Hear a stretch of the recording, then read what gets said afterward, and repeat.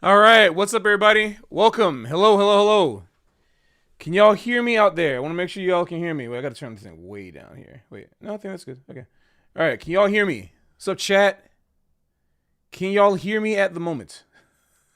We are live right now, so I want to test to make sure things are good. You hear me twice? Okay, something's going on here. Hold on.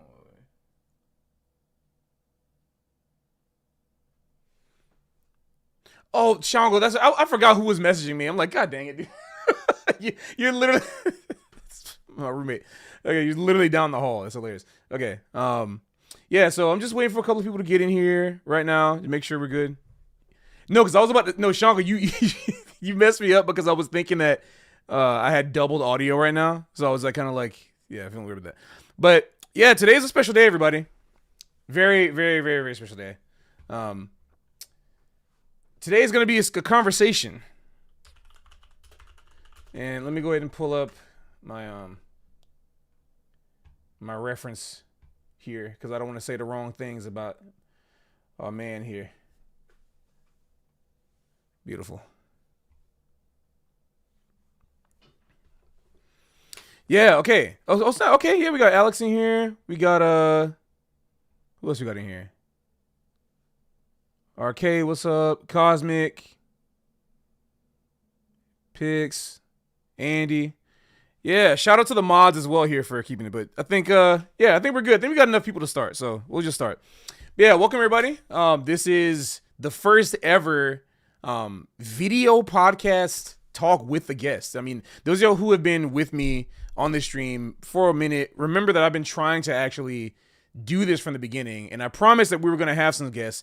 Actually, I promised this like a few years ago, and like we've been doing stuff like via audio, but we've never really got to do it via video. So this is the first time that I'm able to really try this, and it's I think no better occasion to do it than with somebody that I've been really looking up to for a long time in the scene. It's somebody that I've met maybe I want to say 10 years ago, just about, maybe 10 or 11 years ago. But we first didn't really get to start playing with each other until like 2016, 2017. And not only is he an incredible saxophone player, but he's also a math genius. I mean, this guy has degrees in mathematics and also has been studying music for, I mean, I don't even know. I'm going to ask him when he comes on the stream exactly how long he's been playing. But he's an alto saxophonist. That's why his username is the other Marcus Miller. But don't let that be, don't let it dissuade you and take you away from his own accomplishments and achievements. I mean, he's had multiple appearances at TED, and a keynote address for the Fast Compact Company Impact Council. I mean, he's at MIT. He's played at the White House during the Obama years, by the way. Madison Square Garden, World Economic Forum at Davos, Carnegie Hall. He's actually played with John Batiste for multiple years. And actually, the gig that we met on, we were playing with Talib Kweli, which is actually a crazy time that we'll probably talk about at some point. But I mean, just like I could keep listing his accolades. So yes, he's not the bassist Marcus Miller, but again, that doesn't mean that he doesn't have his own accolades. He's an incredible saxophone player. And as I like to say, this is somebody that, especially when J Music was active, like, y'all know how much J Music means to me. It's not only my brainchild, it's my love, it's my heart, it's my blood, sweat, and tears. I built it up from the bottom, and I was always thinking of like, hey man, like if I, God forbid, if I pass, right, like if I'm gone, like the band probably has to just end. And I was like, man, if there's anybody, the only saxophone player in the world to me that I know that I would entrust with this project or anything related to this, it got to be Marcus. Marcus is a hallmark of just he's from me in the north, but he played like a Florida alto player. So I'm sorry no shade to my people in the north, but man, he's just an incredible alto player. Y'all really got to go check him out. Puts a lot of soul, passion in the horn, but also has classical chops. He has a lot of chops. His altissimo is ridiculous. So for all the sax and tech nerds and people who like music, because he plays all other types of music, he's a really great guy to know. So I want y'all to help me welcome this incredible guest that I have, my good friend, Marcus Miller. Let me go ahead and unmute him. I'll ask to unmute. And then let me go ahead and put him on the multi-view. So here we go. What's up, man? Man, what's happening? Glad to be here. Yes, indeed. Man, you know, what's really cool about this is just so the chat knows, because like we know this, but the chat doesn't really know. A lot of this stuff is sometimes it seems like it's meant to be like a show, like so it's put on. There's a lot of things rehearsed and like, oh, you must have talked about. We didn't talk about anything. Like I wish I could show y'all the text on the phone. Y'all know how we do. We keep it real here. So like, if I say something, it's true. We have not talked about anything, and I was almost kind of afraid. I'm not gonna be rude with y'all because it was like, when he said, hey, I gotta find the exact text. I think it'd be actually kind of fun to find the first text you sent me. When we were trying to organize this about like a month or so ago. Right. Yeah, you said, yo, this is Marcus. And he watched my video on AI is Dangerous. And he just gave a talk about this at a conference sponsored by MIT. And he said, would love to rap with you about this topic if you're interested. Hope all is well. That's the only thing right here. That's the text. We have not discussed anything. And so this is a really impromptu talk that I think can be really important because we both share very specific views on this topic. And I think Marcus is actually probably even more qualified to talk about this than me. So I thought that, instead of just y'all giving my whole like man shouting at clouds kind of perspective, let's actually have a conversation with someone who's on the forefront of this type of technological discussion. And also let's see what we can talk about. And like I said, I have no idea if we agree or disagree. So you all are actually witnessing in real time a type of conversation that we can have. So I think that's really cool. So yeah, Marcus, whatever you want to say, man, to the chat. Man, glad to be here. The admiration is mutual. Been hearing you. I think my man's from Miami, Andrew Atkinson, sent me some videos. Yeah, like either some early videos you play in Smalls, maybe some videos in Miami. He's like, yo, this kid is a problem. I'm like, yes, he is. That's a problem. Yeah. It's crazy. Okay. Really glad we got to kick it on that gig with Talib Kweli. That was crazy. We was getting down, man. That was a crazy gig. Man. Out in Surf Lodge. Was that the one where Ja Rule was in the back? If he was, no one told me that. I remember that was in Montauk. Was that? Yeah, that was in Montauk, right? All the way in the Hamptons, Lodge. The edge of the Hamptons. Yeah, it's crazy. Yep. It's a cool venue called Surf Lodge. It's very high end. But it's like very young people high end, so they got a lot of celebrities there. Played there a few times, and it's like they have the band, and then the after party will be like, oh, Justin Bieber's over there. Okay, like it's like it's one of the first places I saw IG models in real life, and I'm like, wait, it was like that. That's true. It was the time. Yep. That's awesome. But yeah, man, and glad we get to circle back now. So sure. AI and music. So we're talking about.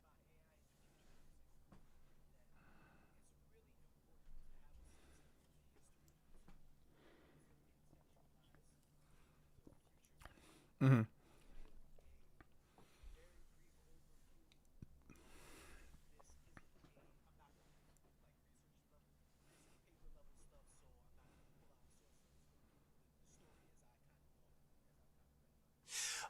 First, when we think about musicians should be getting paid what we deserve, it's probably important to note that before the 20th century, musicians did not get paid very much. Oh, sorry, one second. I realized they said the audio cut. Okay, sorry, I realized what happened, y'all.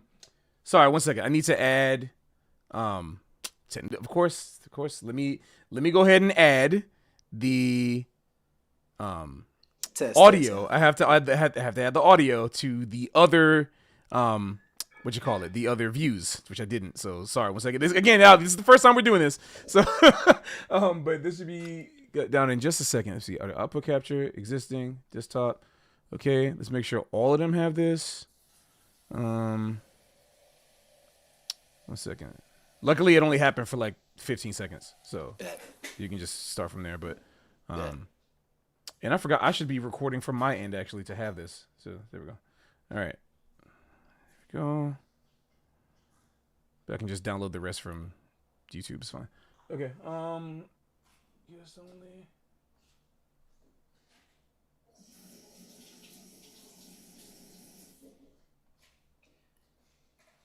Testing. My back. Y'all hear me? All right. Should be good now. Let me see. Hold on. So let's transition. All right. Multi-view. Yes only. Yeah. Sorry. So talk. Yes.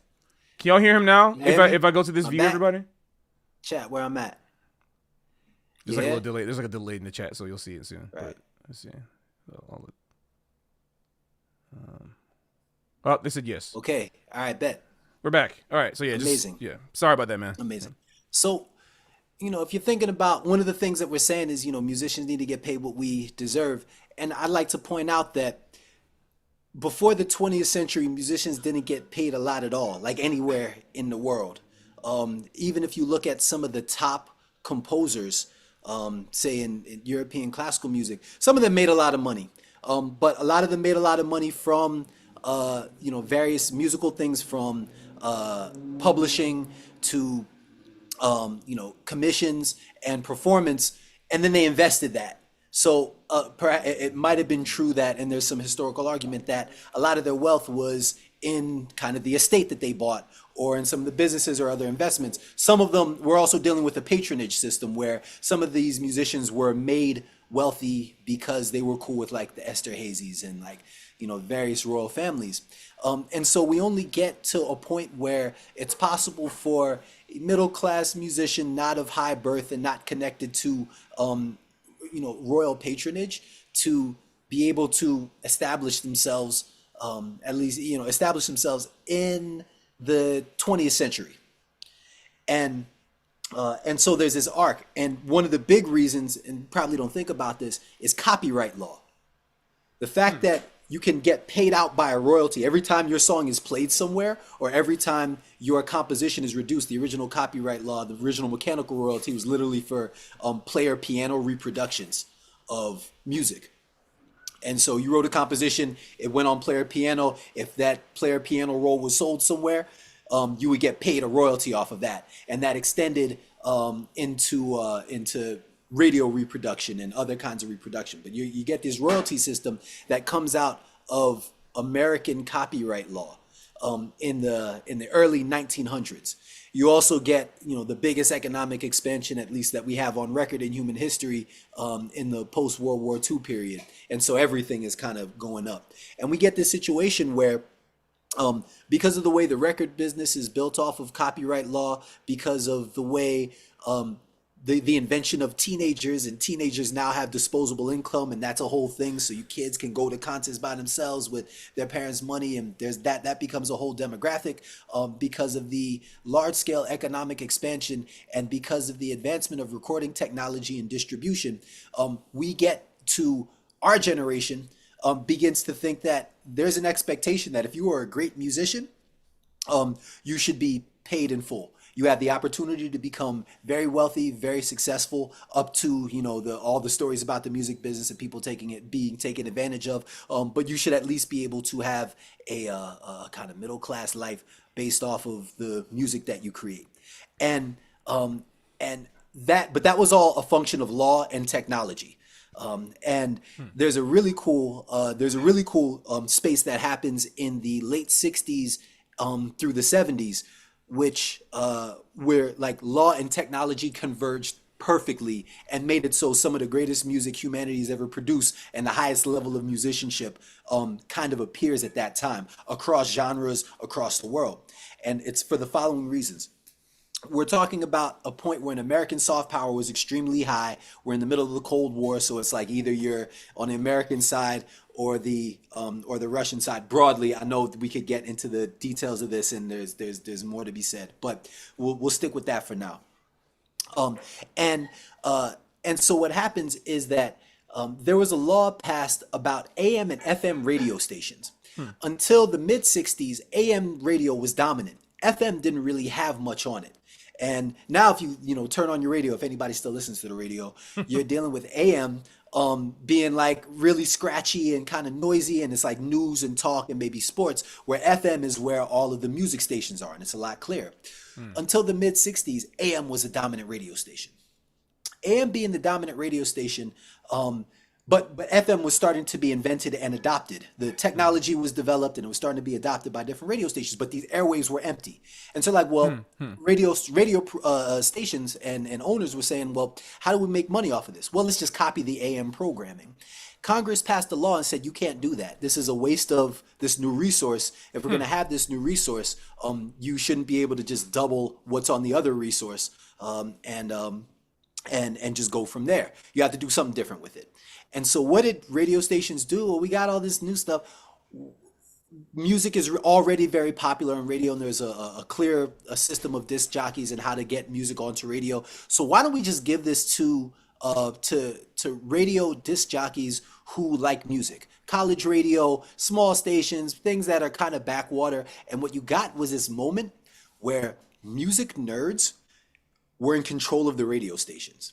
This is the era where you get the development of progressive rock. This is the late 60s. So jazz is doing a particular thing at this time. There's all this experimental music, there's all this inventiveness, and it's being put out on radio. And because it's being put out on radio, it's being financed. This is when you're getting bands that are like, yo, I will actually sit and make an 11-minute song and it's gonna get played on radio. Yep. You know, you get like Pink Floyd, Dark Side of the Moon, you get Frank Zappa, you get the degree to which we're getting all this protest music. It's the late 60s, so people are really going in.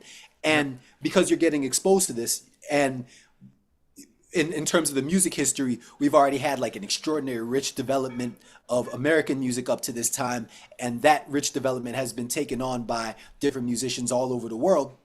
Seeing how important the blues is, really gaining inspiration from jazz musicians, the development of improvisation, and improvisation in roughly the language that early jazz musicians and beboppers had kind of formulated and developed. Right. All that stuff is happening, and that's the musical space that's happening in the late 60s, early 70s. Eventually what happens is these radio stations are going too crazy. You'll get a disc jockey who says, hey man, we're gonna do a program themed on wolves, and you'll get like Joni Mitchell, the wolf that lives in Lindsay, and then like Peter and the wolf, and then like some other, and it's like this doesn't really make sense. You know, if you're trying to appeal to the average person, it's like, man, I'm not necessarily trying to go on this crazy musical journey with you. So a guy named Lee Abrams comes in and says, hey, here's how we can streamline this. Here's how we can make money. Here's how we set up certain genre and categories that live until this day. And the radio station began to be optimized. And we got out of this like really kind of magical place, but it was still strong. We're still dealing with a period where musicianship is at an all-time high. You also got to think in the late 60s, early 70s, young musicians are coming up that are really inspired, but a lot of the old masters are still alive.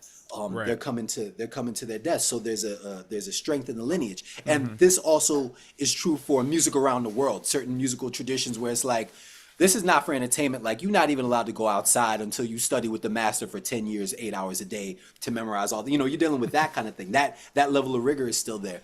Nadia Boulanger is still alive, holding down the classical tradition. And Nadia Boulanger, she came through with this super rigorous, the way that she taught and the way that she was taught, the Paris Conservatory way of teaching classical music, in the turn of the century. One of my favorite stories from her biography is they had a class called piano accompaniment, where if you were a music student, and this is, I think, for all music students, certainly composition students, you had to be able to take a full score, a full orchestral score, sight read it, and reduce it on piano. That is a thing. It's funny, like, hearing you say that, because that's something that, like, I feel like it's like a lost art beyond just like an academic sense. That's a thing that we always hear stories of people being able to do, but we don't realize, that comes from a very specific art that was expected of people. That's really crazy. Right. It was studying under Nadia, it's like, all right, you're expected to write like 3 preludes and 3 fugues a week.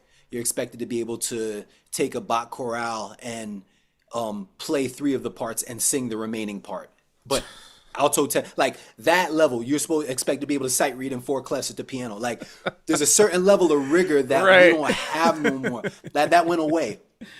And partially it was very practical because everybody back then they had to write things by hand and they had to write for full orchestra, and that was the expectation of society. So it's not just like we're lofty to be lofty. It was like, this is actually, it's like, imagine somebody say, hey, you got to reproduce a Timbaland beat on Logic today. Right. It's like, that's the equivalent of it. You still had this. And, I would argue that doing that kind of training trains your musical mind differently than the way technology does. Yeah. Stick a pin in that. That'll be important later. I will stick a metaphorical pin by writing that down. Right. So you get into the 70s. In the 70s, you get all this glorious music. And you get all this like really glorious music that's selling very well. Steely Dan's Asia went platinum. Like y'all check out Asia before, like how there's Wayne Shorter's solo at the end of the title track Asia, and then Steve Gadd's solo. Like this is extremely high level music. But it's selling like crazy. Yep. And there's a story of when the 80s hits. I think it was Jeff Porcaro from Toto, Roger Lynn. These are studio musicians in LA, and this is apocryphal. I read this, or I either heard this from an elder, or I like read this on the internet somewhere. So like this could be completely capped, but here's the story as I heard it. Roger Lynn calls up Jeff Porcaro and says, "Hey, I just made something really cool. You got to come over to my place and check it out." And he goes over and says, "Hey, check this out. I can program a beat on this machine I made.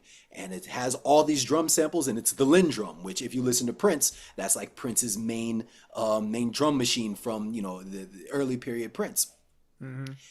And Jeff Porcaro was like, "Yo, burn that. You're going to put us all out of work. Get rid of that." He obviously didn't do that. But you got to understand like the level of studio musicianship in the late 70s and the lifestyle you could create for yourself in the late 70s and 80s was like unprecedented. The people who came up in those times were our mentors. Maybe even younger, maybe in the 90s, especially jazz. A lot of my mentors came to prominence in jazz in the late 80s, mid to early 90s. Yeah, same me. Yeah, with the Mustafas. Right. Yeah, absolutely. And they're living with these expectations of what it means to be a studio musician, what a career is, how many record labels there are, what distribution is, what radio is. And they're imparting that expectation of lifestyle onto us. Then Napster comes out. MTV started to mess things up because then it was ugly people couldn't sing no more. Ugly people weren't allowed to sing no more. Roughly. Right. I'm being glib, but sure, like, I know what you mean. Yeah, right. Of course. That's what they say. Video killed the radio star. Yeah, that's the whole the whole trope. Yeah, exactly. So. And so MTV comes out, does some that, but Napster does a lot of damage. Napster has a whole music industry in terror, and to save it from complete piracy destruction, Apple Music comes out. Apple Music comes out, and now the game has changed. Well, before, what were musicians optimizing for? Well, one, the place that music had in the world was a little bit different. You had guitar heroes. You had people that you looked up to because they were virtuosic and amazing at their instrument. As saxophonists, we had a ton of these. Kenny Garrett. Kenny Garrett's more 90s. But if I'm going back to the 80s, my guy from the 80s who was really prominent in the 80s is Woody Shaw, one of my top inspirations. Even as an alto player, like it's the same range, especially if you get your altissimo together. Like that's the trumpet and alto. It's the classic combo. Yeah, I see somebody in the chat, like the Young Lions era, like Joshua Redman. Like these were our heroes. Like we looking up to these people, and it's more than just like they're good at an instrument. It's like, man, they're living a life and have a lifestyle that we want to have. And in order to achieve this lifestyle, in order to achieve this respect amongst our peers in our community who care about music and who hear music in this way, we want to imitate that. Yeah. And you got to think that's like blown up 100 times on instruments like the guitar and the bass. Like when you got the Red Hot Chili Peppers and you got Stevie Ray Vaughan and you got Def Leppard and all that. You got Prince, you got Carlos Santana, and these were icons. Like these are really, really and truly icons. And the access to those icons was playing an instrument, was learning their music. And learning their music was hard music, man. There was some bands where it's like you had to be able to play Rush, La Villa Strangiato. to get in the band. It's like the requirements, the unofficial audition of the audition. Right. And I'm purposely using examples outside of the jazz world to make the point that this is actually larger than just us. Yes. It's larger than jazz musicians. Absolutely. That's why my channel is Patrick Bartley Music, not Patrick Bartley Jazz. Right. this kind of thing really, really moved culture. And then when you start thinking about the producers, well, like Jimmy Jam and Terry Lewis were crushing in the 80s. And they were in Prince's band. They were fantastic musicians. And if you want to hear a quick example of their musicianship, go listen to Optimistic by Sounds of Blackness and listen to them chord voicings. Ridiculous.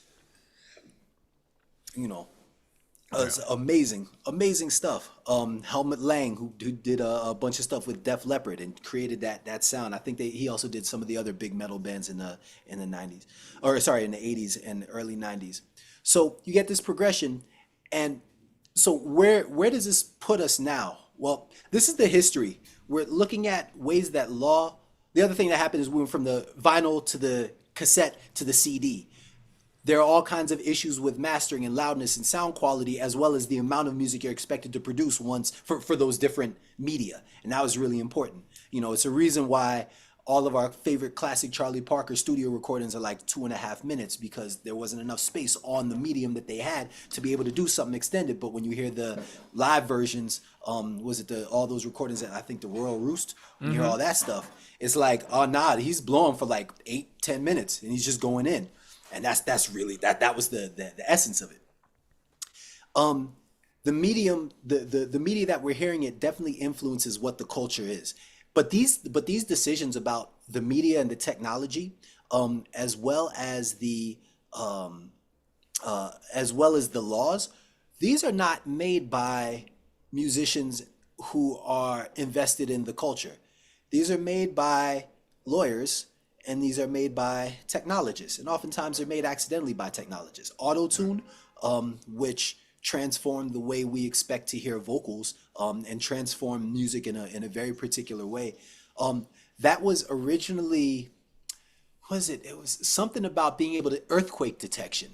It uses I don't remember the exact function, but what it does is it analyzes different frequencies of like what it was supposed to analyze different frequencies of like the earth moving and being able to tune them and read certain things off of that. I'm speaking very vaguely, and I'm not super top of mind with the function of this. Yeah. But what the guy realized is that you can use this to tune people's voices. If you kind of look at the harmonics in a voice, or you kind of figure out how to snap to a given wave, a different wave function. And that's how autotune was invented. It wasn't invented by a musician looking to improve upon music, but it had an enormous and unparalleled effect on the sound of popular music ever since it became accepted. Wow. And another thing to note about autotune is, remember when autotune first came out, all musicians were like, this is nonsense. People don't want to hear this. This is terrible. We don't want this in our life. People want to hear real voices. And then I remember I was working with some kids. I was tutoring math to some kids, and they were talking about their favorite artists. This is like 2010, 2011, 2012. Talking about their favorite artists, and I'm like, I pull up a video of their favorite artist bombing at a performance, not being able to sing at all. Yeah. At all. And they're like, no, that's fine. This person can, yeah. They're like, this person can sing in the studio. This isn't like a live artist. Like, this person is just good in the studio, and we accept this. Like, this is fine. Interesting. So stick a pin in that. You give me a lot of pins. I need a cushion. Right. I need a cushion. So with that kind of thing in mind, that brings us to the current day. And once again, the point is that if we want to understand where we're going in the future, we have to have some sense of what happened in the past and why, and try to map those patterns. Because these decisions generally aren't made by the people whom they affect the most, at least in music. Mm-hmm. Couple of things to point out. One is, with AI music, the thing to be mindful of is that in a very short time, there might be a generation of kids who say, oh no, that's just AI music. We like that too.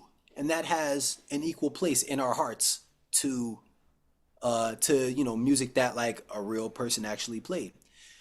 They also may have trouble and may make the argument to distinguish, well, if you made all this music on a computer, like anyway, like you didn't make any of these sounds, you're not really playing anything. Think about how much electronic music or how much electronic influence music there is. What's the difference between having the computer just do it a little faster? And for those of us who feel that there's a distinction and feel that there's an important distinction, those are the arguments that we have to make in the context of that history, in the context of, hey, musicians, except for this weird, strange period in the 20th century due to American copyright law and American soft power, were never expected to be rich, or were never expected to make a full living off of doing that only. You have to answer that. And you have to answer the idea that what is it about a person who practices and who's developed themselves that is or should be more appealing than something that I can vibe to, and even though it was done with a high leverage tool, like somebody pressed a button and maybe massaged their prompt a little, I can like just as much as Woody Shaw live at the Keystone Corner. And it's just like, well, this is just what I like, and this is what you like, and there's going to be more of that because it's easier to make and it's lower cost. And so these are the things that we have to. These are the arguments that intellectually we have to respond to if we're not just to be shaking our fist at clouds.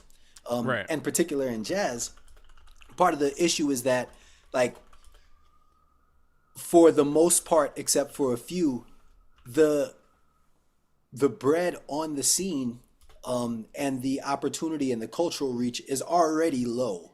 Jazz was originally dance music. It was music that was in these, like when Buddy Bolden was playing, like this was party music at these like dance halls in New Orleans. And then we got to the swing era, and then in bebop it was more in the club era, but jazz was then in like not nightclubs, but they were actually like members only clubs where you like supper clubs, like that kind of thing. I call it the Great Divide.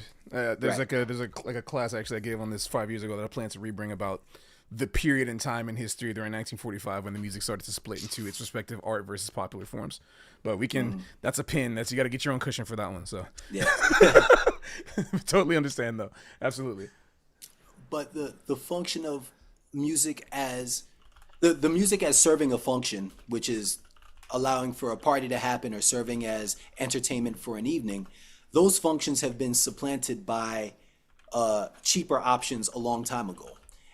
And so when you're also thinking about, well, what can have cultural reach, what is their meaning, where's the cultural resonance, and why is this particular tradition poised to say something that's contemporary? That's another thing you got to think about, and you have to answer to, because DJs ate everybody's lunch. DJs, there are no rock bands anymore. Like that used to be, Rush got started because they played their local dances as teenagers. It wasn't started because they, were able to put together these enormous forms and like techniques. And Neil Peart is a genius, and they were writing, their lyrics based off of, advanced literature and like that kind of thing. Like, no, they were playing their local teenage dances. They were particularly good. They played a lot. The Beatles got started in houses of ill repute, I think, as did some of our mentors. Right. True. Like, and now that there's a DJ who can press a button and do this thing, and their primary skill is having a large enough knowledge of music to be able to read a crowd, to be able to draw on things and to be able to read the crowd, but they're not thinking about rehearsing. They're not thinking about perfecting how they play. They're not thinking about the kind of intricacies of rhythm and performance the way we are. They're thinking about these things, but it's a different art. Right. Right. It's like, and the barrier to entry is much lower. It's like, what does jazz offer? If we're talking about jazz, like what does jazz offer right now? And eventually it's like, what does live music offer that Right. AI music doesn't. I Yeah. think there's an answer to this, but I've been talking a lot, so. No, it's okay, bro. Like, it's just the places you've been going on this. It's I mean, just like the chat's been saying right now, like it's like really refreshing to listen to. He's like feel like you're getting a mini history lesson. I mean, even beyond the history lesson aspect, this is what I wanted to kind of show you guys on chat, like, is the fact that we right now live in this online world where most of what I was able to see when I was in my 20s and like earlier, like, you all not getting to see because you all are only on the internet. But like, I don't know, people like Marcus are people that I got to interact with every day. Like, this is how we live. You know what I'm saying? Like, we not necessarily like people like Marcus as smart as Marcus, but just people who are clued in to what, like, just real life. We're out here gigging, working, trying to do the thing. This is what happens when you try to make your life like actually, about, I don't know, humanity, making it your life. You're doing your thing. This is not really supposed to be me talking. This is not me making a point towards AI. This is more me making a point of, it's not all books. It's not all patterns books. You got to get out there and live life. But no, like, I want to not to use you as like a scapegoat to like branch off my own whatever, like, political jargon. But I did want to just thank you for saying all that, because there's a lot of things we can go in, a lot of directions we can go from that. I don't think that I am as improvisationally linguistically astute as you are, but I will try my best to match your vernacular in whatever way I can. But yeah, so where did you want to go with this? Because again, like, I did put, I got a little cushion metaphorically on my notepad app here to like go different places. But with regards to steering the conversation towards AI, and necessarily like, maybe not necessarily about how you feel, or like necessarily your opinion about it, because maybe we can tease the audience a little bit on that if you don't want to be so overt about it. But I would be kind of curious to see what at least your slant is towards this discussion of, one, because you said like there was a time that people needed to, reproduce music organically, like being able to like reduce a score to piano or whatever, or like, hey, this is a studio musician, not a live musician. It's cool. We accept it. I agree with you in the sense that there is a certain kind of proclivity that people are having right now, and they're going to continue to have even in mass, as new generations, Gen Beta, become of age, Gen Gamma, whatever we keep going, right? There's going to be, we have no idea. We might not even be around to see how they figure that out. But, with regards to, my whole thing has always been about, let's see, how would I say this? My whole thing has always been about, commerce, not just commerce, but the economy, our ability to survive. And so I almost want to take it back kind of to the beginning of the conversation that we were having before, which was like, in the very beginning, you were talking about how basically, as someone very eloquently put it in the chat, oh, so musicians were always broke, huh? And I really like that, because there's a shred of truth and not truth in it. And the reason why I think basically there's nuance I think that we should have with that. I think we should, before we get into that, we should talk about the nuance of when exactly jazz was jazz purely. Because I hate being super semantic about this, but I think we kind of have to be semantic when we talk about jazz being popular music, because I think, just to clear up some stuff, we've talked about this on my channel before, but me and you haven't talked about this, just for everyone else to understand, especially people in the future. If we talk about, like, if we're going to spare the rhetoric and the blog postings of a certain trumpeter that we shall not name, who thinks jazz died in 1959, we have all seen that post. I think if I were to take that and kind of run with it, my argument is that no, jazz died in 1929 or 28.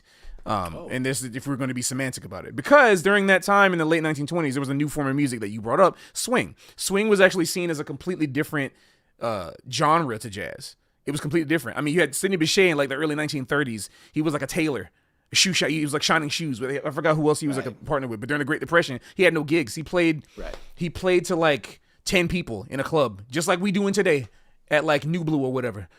You know what I'm saying? Like, if we can't pull nobody, we out there, and then the club owners mad at us because we can't pull no people. but he was doing that. Sidney Bechet is somebody that we consider one of the greatest of all time to ever do it, who inspired John Coltrane to play soprano, who inspired Dave Lehman to play soprano, or whatever. But that stuff only matters in like in our kind of like academic world. So it's kind of like this thing where I feel like we should probably at least acknowledge that while we move into the discussion of like the place that AI has in terms of quote unquote replacing us, because I agree with you. The reason why I like that you brought up things outside of jazz is because this is not a jazz problem. This thing, 100 years ago, jazz was already not popular anymore. Like don't follow the hype. I mean, there've been jazz festivals forever, right? I mean, like Bird and Diz and Miles, they will all go to Europe and be celebrities out there, but they were never really. They didn't have that type of status in America, except for Miles. Miles, like, maybe the only one out of them that really had that type of status because he kind of was outside of that. But Pops I'm not. too. Yeah, of course, Pops. But there's another discussion to be had with Pops, which we can put a pin on that one. But with regards to people like Diz and Bird, if you really think about it, people like them didn't really have the level of fame outside of their niche communities. I mean, like it's really interesting. So my aim is my aim with this conversation has never really been about, is AI gonna replace us as musicians? And I think a lot of people tend to misinterpret me or kind of misquote me when I'm saying that, oh, I think that AI is gonna replace us. I'm not really talking about AI replace us as musicians. I'm talking about our identity as humans. Is that something that we want to preserve? Is the thing that makes us humans something that is worth fighting for the future?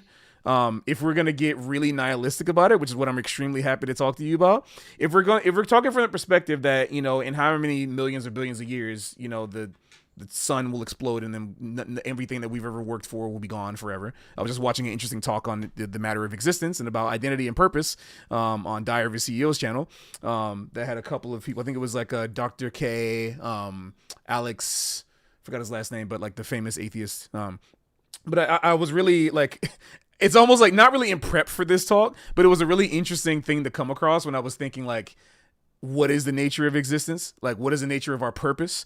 I mean, because that's really, when you're talking about AI, you can't just talk about jazz. We're talking about consciousness. We're talking about like, is AI going to be conscious at some point in the way that we are, which would tend to have us question this stuff. But the point I'm trying to like go down is, what do you think with regards to, if we're all just kind of chugging along and no matter what happens at the end of life, we're still at least trying to just do the best we can because it feels good to us as humans. We want to continue that. We're kind of programmed at some kind of level to do that. Should we yield to the burgeoning presence of AI, right? Like, should we yield to this and just let it do its thing? Or should we try to have some type of at least balance to where we can kind of not reclaim, because that's kind of dystopian, still hold on to some type of semblance of our humanity with regards to our current time, right? Within the next 20 to 50 years of being human, how much of that really matters to you? Mm-hmm. I think it matters a lot. To me, I think that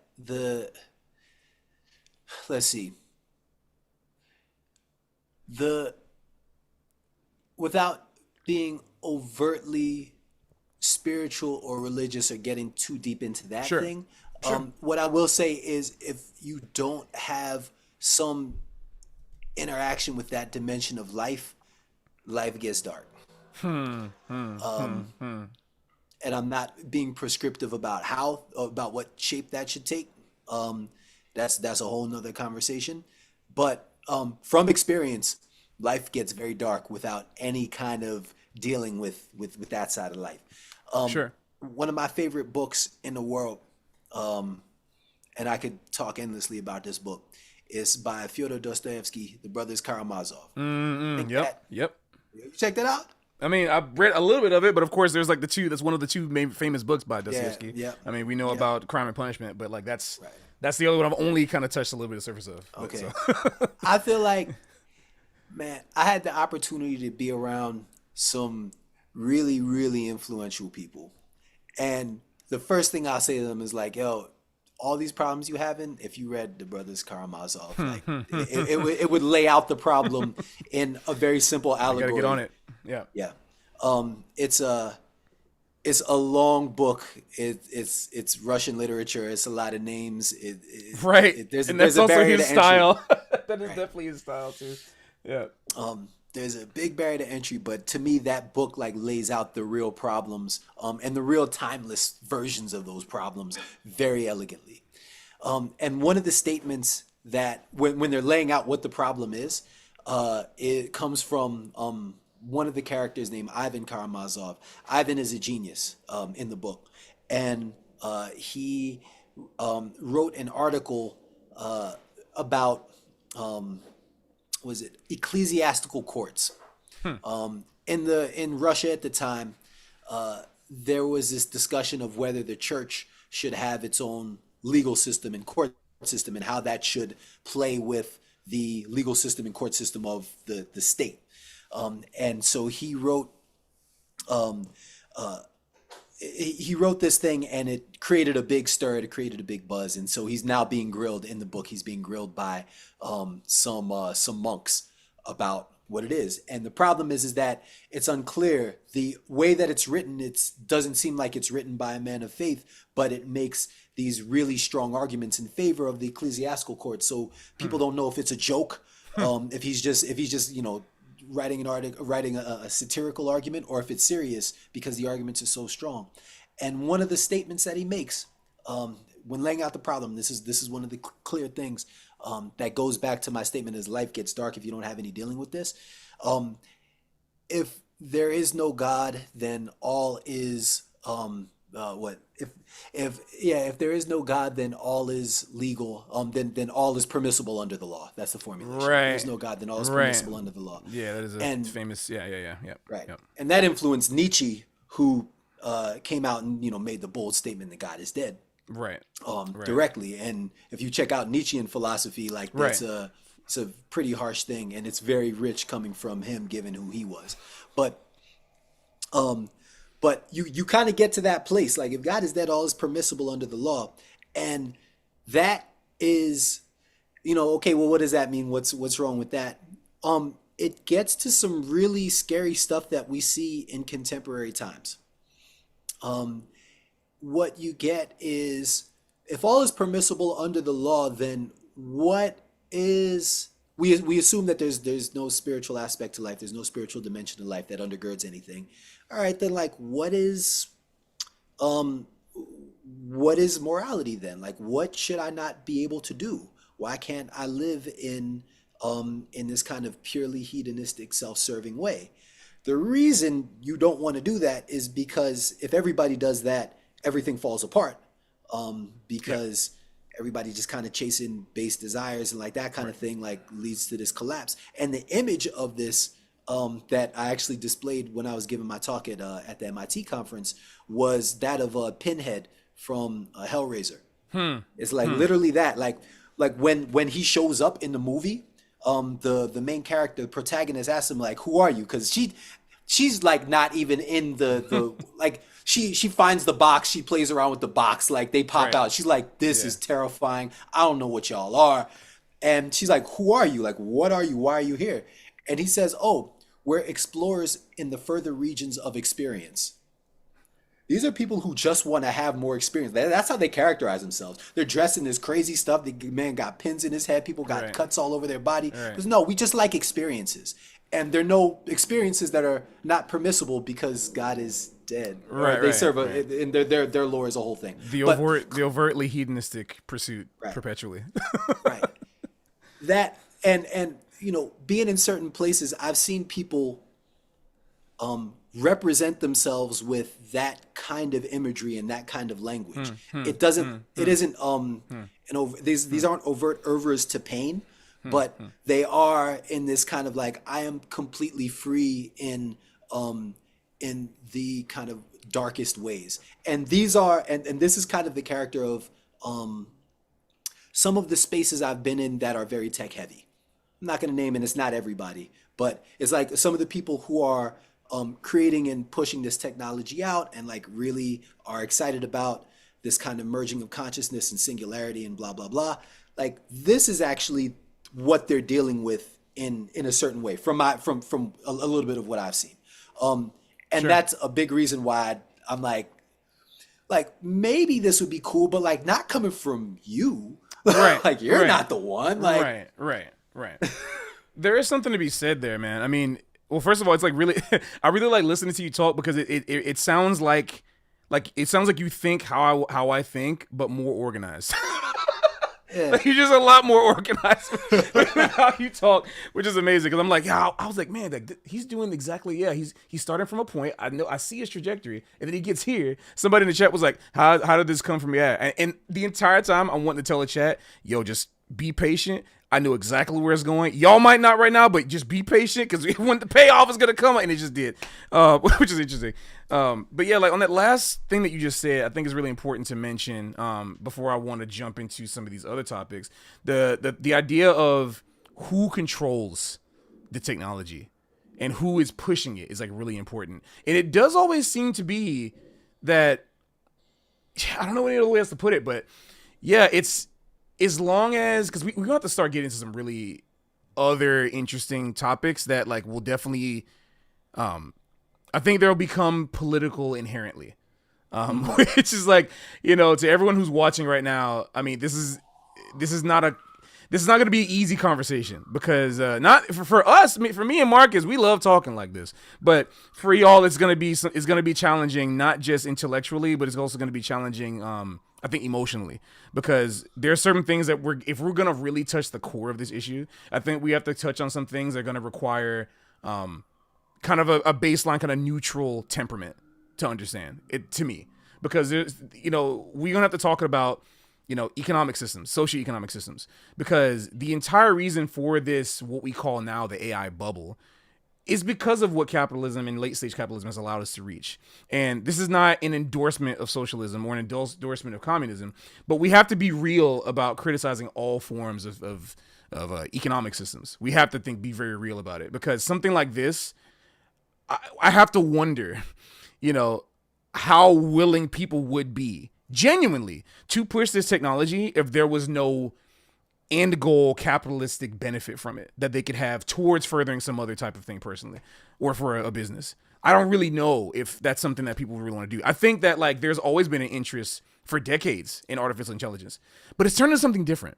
I mean, like, think about it. There's AI in games already. We always talk about like, fighting against the AI, when you say fighting against computer, it really means you're fighting against this set of instructions that the computer has to react to based on whatever happens and like interpreting this information, this data. It has to do that already. Even games going back as far as like Tekken 2 in like 1995, right? Like there's always some aspect of CPU that's in there, but that's not your granddaddy's AI. This isn't right now. We're in a completely different time. So in terms of like control, like when is enough enough? Is there a limit that we should impose on that? Like, like where are we going to go with it? That's kind of like how I feel about it. I don't know. Yeah, I can answer the question about would people do this without a strong capitalist incentive? Right. I think yes. I think Sure. they would. Sure. I'll tell I would you a like to story. think too. I'll tell you a story that Sure. this was in 2017. I had just come from an Ethereum conference, crypto conference. Whoops, I went to the wrong one. There we go. Yep. And I was hanging out with I had a few friends at the time, and a couple of them were like really, really attractive women, to the point that like a lot of the crypto bros were like, "Oh, I want to hang out with y'all now." Like, so we're all hanging out, and one of my friends, one of the women, poses this question. It's like, if you had a button where you could completely end human suffering, but at the cost of that human suffering, all technology would stop right where it is now. We don't get AI. We don't go to Mars. We don't hit the singularity. This is where we're at. We're at 2017 level technology. But you end human suffering. You're rich. You're well off. Like you have everything you need. And you can still do things in life, but tech isn't going anywhere. I'm not getting rid of incentive structure. I'm not like flattening all society out. Like, no, it's just that this is the technology we have. Would you press the button and all human suffering? They're like, no, ultimatum. not at all. And it was a straight up no. It wasn't even like a consideration. It was just like no. I think that there are, speaking from the mathematician side, they have this joke on mathematicians, which is like, what's the difference between a mathematician and a whole pizza? a whole pizza can feed a family of four, right? Like mathematics is not in and of itself a lucrative career, but the people who um, love to do it. It's also highly impractical. In the morning, I'm reading about Yang-Mills theory and differential forms. Like this stuff never pops up in daily life. This stuff doesn't. This stuff like people are like, man, you must put math and music together. Yeah, but not that math. Right. It's a little different angle. Yeah, like that's a thing that I just kind of love to do, almost in spite of what's required of my career, given that I'm not a professional publishing academic mathematician. Um, and it's an interest, and it kind of folds into my thought in the degree to which I'm asked to think in public. It's a very useful tool, and it's very edifying for me. And I think that for a lot of tech people, you're dealing with that kind of passion. It's similar to like, why y'all studying Sidney Bechet solos? It's like, cause it's killing. Like that's Right. why I'm studying. Right. But Sidney Bechet solo, like it's obvious that it's killing. But to somebody who's like looking at music culture now and looking at what it might take to get ahead in music culture now, or who doesn't come from, or who comes from a music culture that doesn't incorporate that tradition at all, it's like this is not a good use of time. Like you're doing this because you want to do it, and you're doing it just to do it. But it doesn't really, I can't really justify the economic value, and yet we will still do it. I think that the distinction of why we do it versus the why a tech person or a STEM person in general studies STEM. I think there's a fine distinction there, um, in that we are participating and we're deeply aware of the tradition, the human tradition we're participating in. Whereas for lots of STEM, it's about exploring the ideas for their own sake and solving problems and puzzles and really getting a kick out of that and figuring out like the joy is like, I figured out how to do something that was really hard or was impossible 2 years ago or something like that. Right. And that's a really satisfying feeling. And I don't think that I think that the capitalist incentive to and I don't capitalism, we could talk about that word if we want, but like Sure. I Sure. think that the Like I financial said, people incentive, have to. Like I said, people have to be very temperamentally neutral right now, right, and fair. So right, we're not trying to offend anyone, but yeah. Go right, right, right. ahead. I think that like that thing is overlaid on it, and creates a crazy distortion that we're seeing in the markets right now. But I think that at heart, the people who want to solve those problems want to solve those problems, Sure. and Sure. wanted to solve those problems before there was much money in it. When it's like AI, Right. that's not happening. Like Right. no, Right. like there are some people who were in the trenches in like 2009 when AI was not serious. Yeah. Yeah. Yeah. Agreed. That's a really good. Yeah, it's a really good angle. It's making me think about a lot of things, namely. And I want to talk about those things, but in the interest of time, I kind of want to go to something that I think that is relevant to our viewers right now, because a lot of people are saying now, and every time I talk about AI, we have to have this conversation, and people are because I kind of want to talk about two things, but the main thing I want to talk about is like there's someone that said, yeah. Okay. So this is the thing. This is the thing I want to talk about. So someone says, like I'm very aligned on what you say on AI in particular, which is cool, whatever. But with the killing music by killing musicians. But it's the last thing that they said that I want to talk about the most because I think it's really relevant to everyone right now. It says, which is the main defense. It's like a cop out. I think it's a real cop out cope that people say, but I'm not trying to offend, really throw shade at this person. But it's something that most people, when they're kind of done or they want to shut down a conversation. Like I said, I'm not saying they're trying to do this, but they often say this. They said, but I think nothing can stop the wave, So about this idea of, hey, it's happening whether we like it or not, shut up. Shut up and dribble kind of vibe, right? Like, Right, what right, is the slant that this is kind of the crux of what I want to talk about, mostly. And the reason I want to talk about this so much is because especially people here on this channel, I mean, I hope this video reaches outside of this channel and outside of the landscape of jazz. I hope, because again, it's AI and music. We're I think maybe about 20% of this entire conversation has been about jazz anyway, and that's been being generous. So yeah, I mean, if we're talking about, oh, it's just gonna happen, might as well let it happen. We've said it before with basically everything. We've said it with recording music killing live performance. We've said it with video killing radio performance. We've said it with the DX7 and MIDI technology killing live musicians or killing music, whatever. We said it with producers and beats killing the necessary for be a composer. Like, we've said all that type of stuff, right? But I think it's really important that we understand that there is a difference between what's happening now versus what has happened over the past 100 years with regards to the innovations in music technology. To me, I think we should talk about this. And in terms of stopping the wave, the reason why I am particularly invested in trying to at least, I mean, I'm on my own can't stop anything, right? And I'm not, I mean, if I could push a button that just stopped everything in like 2016 before like Google like released, you know, like I think it was like, what was it, 2017? I think there was that release, the press release about AI that Google gave. I forgot exactly which one. I gotta go back and I think it was 2017. But like when it was like starting to shift in that direction under people's noses and we didn't notice it. But if I could like freeze it then, that'd be great because then it would give us a lot more time to practice. But the point I'm trying to make is that I think we should talk about the fact that this is the first time that we're witnessing a technology that can do something without us.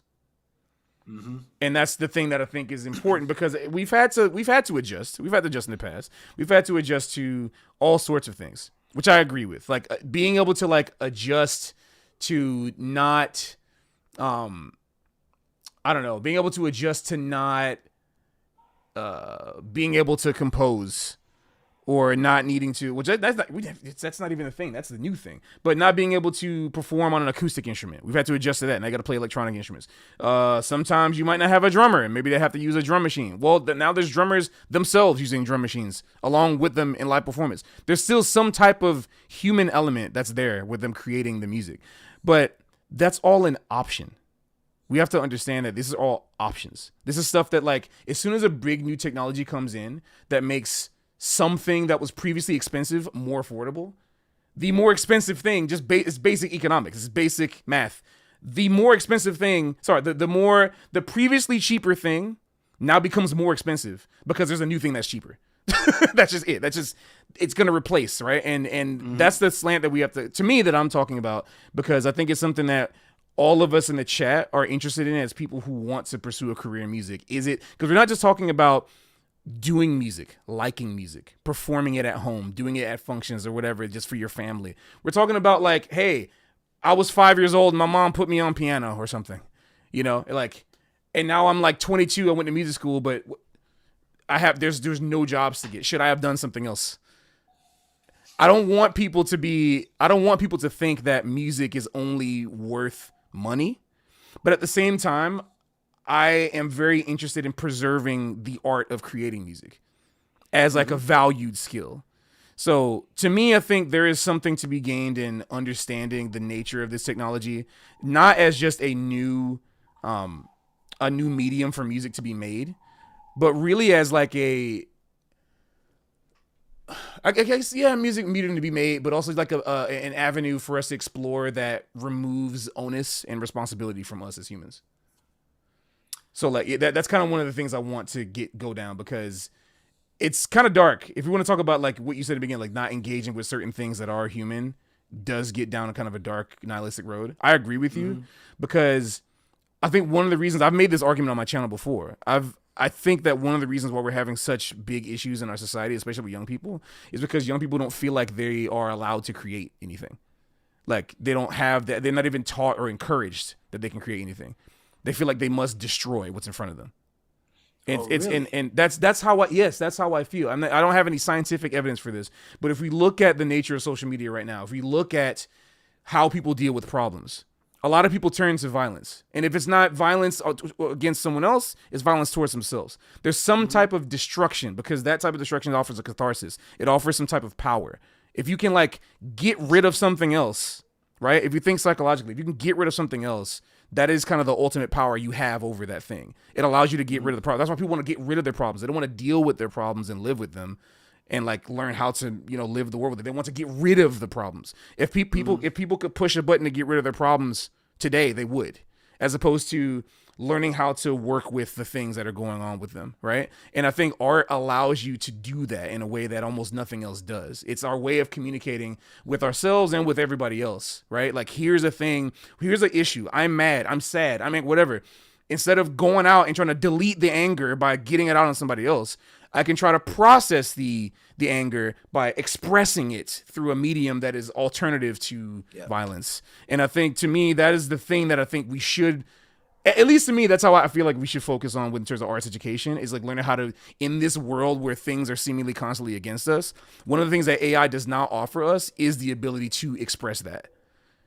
Like AI, So you type in something, it's going to do the expression for you, but you're not actually doing the work required to actually get that expression out, and in turn connect with other people who might also want to express that. But that's just how I feel. I don't know, like right. that's kind of just where I am with that.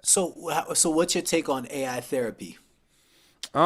I oh, so I Because that guess I'm seems not. I haven't looked too much into it unless you're talking about turning to AI for like psychological coaching and like typing your problems into like an AI right, chatbot, like stuff like that. right, right. Um, Do you have a my take on it? If you don't have a sophisticated take, that's fine too. Well, I don't. Yeah, I mean, I don't have a sophisticated take on it. I guess I would like to think about it and admit on camera I don't have the answer. Like, I just talk about stuff that I feel. But right now, like, I guess I would say that, um, as someone who in the early stages of like AI chatbots, like 2012, 13 or whatever, has like typed in some stuff, right? Like that I'm feeling just to see what it would say. Um, I don't know. I mean, I guess I would have to try it again nowadays to see. But from what I see online and people using AI as therapists, I'm sure there's some merit. I'm sure there's some like, just to be fair and honest towards AI. I'm sure there's some merit and some benefit towards using LLMs for conversational help. I'm sure there's some merit to that, but I personally I'm not into it because I think humans should be solving human issues. I think humans should be talking to humans. And if AI and these LLMs are trained on human input and human experience, but it raises the question of, if AI is learning from human experience, is AI experiencing human experience? Like, is AI experiencing? Because that's the thing that I don't know. Because I Here we think, go, Ghost in the Shell serial experiments. well, Nothing, yeah, huh? yeah. Oh, We you doing see, all that? hey, chat, we're both anime fans. We doing this? I mean, we kind of, I mean, but think about when we're talking about AI, we kind of have to do that because, I think there's something to be said about, is learning an experience. And I mean, I think there is an experiential feeling to it, but maybe I'm just not clued into semantics because I don't want to be on here purporting I'm a semantics expert. Right. But in my opinion, that's why I'm asking the question, not saying that I know. I'm very curious to see what you think about, if we're going to talk about, because this is actually a good thing to talk about. If we're talking about AI therapy, this would also go into the field of talking about like Suno and AI music, about like, can AI experience the things that it creates, or can it only create? And I think if it cannot experience the thing that it creates, then the feedback loop that is necessary for creating and reproducing art, I don't think can exactly be one to one. That's just like how I think about that. But So I agree with that take broadly, but sure. actually I think that it doesn't need to experience. What it needs to do is it just needs to be good enough that people will accept it. Hmm. AI music doesn't need to be better than a live musician. It just needs to be good enough that Thank you for you'll saying say, that. hey, you know what? I'm gonna chill. I'm gonna listen to this rather than going out to see a live music, or rather than listening to this next person's record because whatever, or I'm gonna sit and make this. And I think that you don't even need to get into that level of existentialism with the therapy thing in order to have a take on it, because Hmm. whether it's experiencing something or whether it's giving you the kind of the genuine feedback or comparable feedback to a human isn't relevant. What's relevant is, do people feel like it's enough? Some of the background is, lots of people are using AI for therapy to talk to. There have been many noted cases of people going crazy because the AI will just tell them whatever they want to hear, Right, and AI induced psychosis. psychosis and Yes, yes, I've definitely been um, reading up on that. It's really, yeah, whew. But anyway, yeah. Sorry, go ahead. people really messing up their lives, going down that path. But it is a catharsis and it is an expression for folks. And I think that the problem with that is um, is that the way that we kind of know how to we know the blueprint of um, the basics of a happy life. we kind of know, like it's in our stories, it's in our mythology, it's in our traditions. It's that you're loved and surrounded by a community, and there's some balance of you being able to express and add and individuate, mixed with combined with a certain amount of belonging.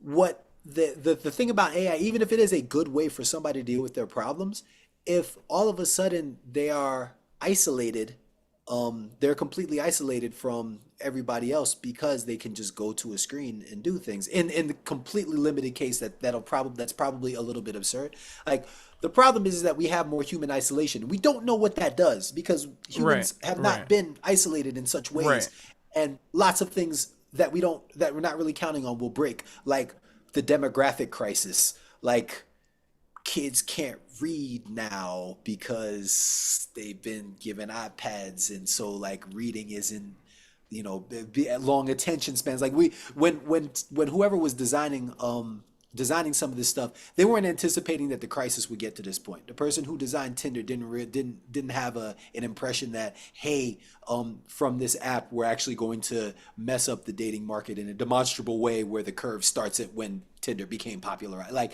they weren't thinking about that effect. They're like, oh, let's just make it easier to find people. Like, hey, oh, let me just make it easier to talk to somebody with problems. Therapy is expensive, so we'll solve that. It's like, well, no, the second order problem showed up and created a bigger dislocation than anybody was prepared to solve, and crucially, a bigger dislocation than anybody could be responsible for. Hmm. So you imagine if um, what's it? Jonathan Haidt is on this campaign saying like, look, we see this hockey stick curve in teenage dysfunction broadly once Instagram comes out. It's like the year Instagram comes out, like the problems go like this. It's not like, yo, there are a lot of factors like the world. It's like, nah, here's the world before Instagram. Here's Instagram. It goes like this. Like that's what it is. I don't know. We can debate this if you want, but like, come on. If it were such that like Meta or the founders of Instagram or Mark Zuckerberg had to pay out for all of that harm, if there was some number that said, hey, your business has to pay out proportional to the harm you've caused, um, or there's some legal liability where it's like you may have to go to prison or serve time or suffer some other punishment proportional to the harm you've caused, stuff would get fixed. The problem is that there's an asymmetry in responsibility and liability. People don't have skin in the game. Yes, And so you can yes, kind of do whatever you yes. want. And then was Yep. it the motto of Facebook early on? And I met Mark Zuckerberg in college. He was a year above me at Harvard. I met him like real Oh, briefly. I wasn't cool. I wasn't tight with him. Like it wasn't like that was my boy. Like I maybe can't that's a call him good up on the thing. phone. But I like met him. I interacted with him once. Okay, You know okay, the gotcha. and I was around when all that lore was happening about like what was Facebook really and where was it going and what are these Hmm. decisions. And their motto was move fast and break things. But the problem is like then stuff is broken. Like nobody fixes the stuff y'all broke. It's broken. Y'all made some money off of moving fast and breaking things, and you had some really fantastic technological innovations, but there's a lot of wreckage, and nobody is responsible for the wreckage, but we all have to deal with the problems of the wreckage.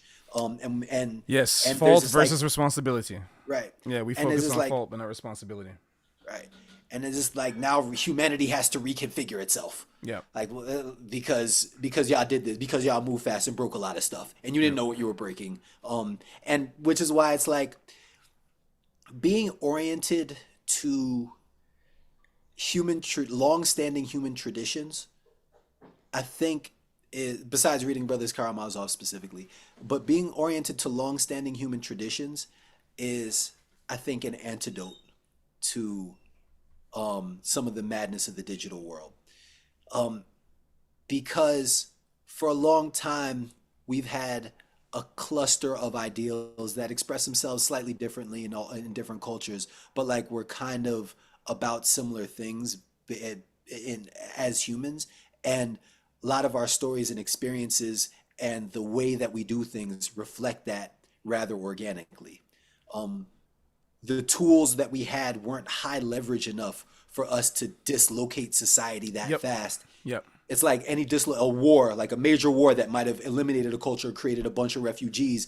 cause a bunch of people to go into a new country and then bring their culture into that country, and then you get a new thing. The reason why English is a mixture of French and German, you have these different roots, is because of various conquests in Europe. But like that was a very slow, smooth process that we were able to Yeah. deal with Yeah, properly. we can measure it. Yeah. Yeah, Right. very easily. And I think the other thing is is that we have, particularly as musicians, that grounds us, is the ability to do things in real life, and in particular do things with our hands.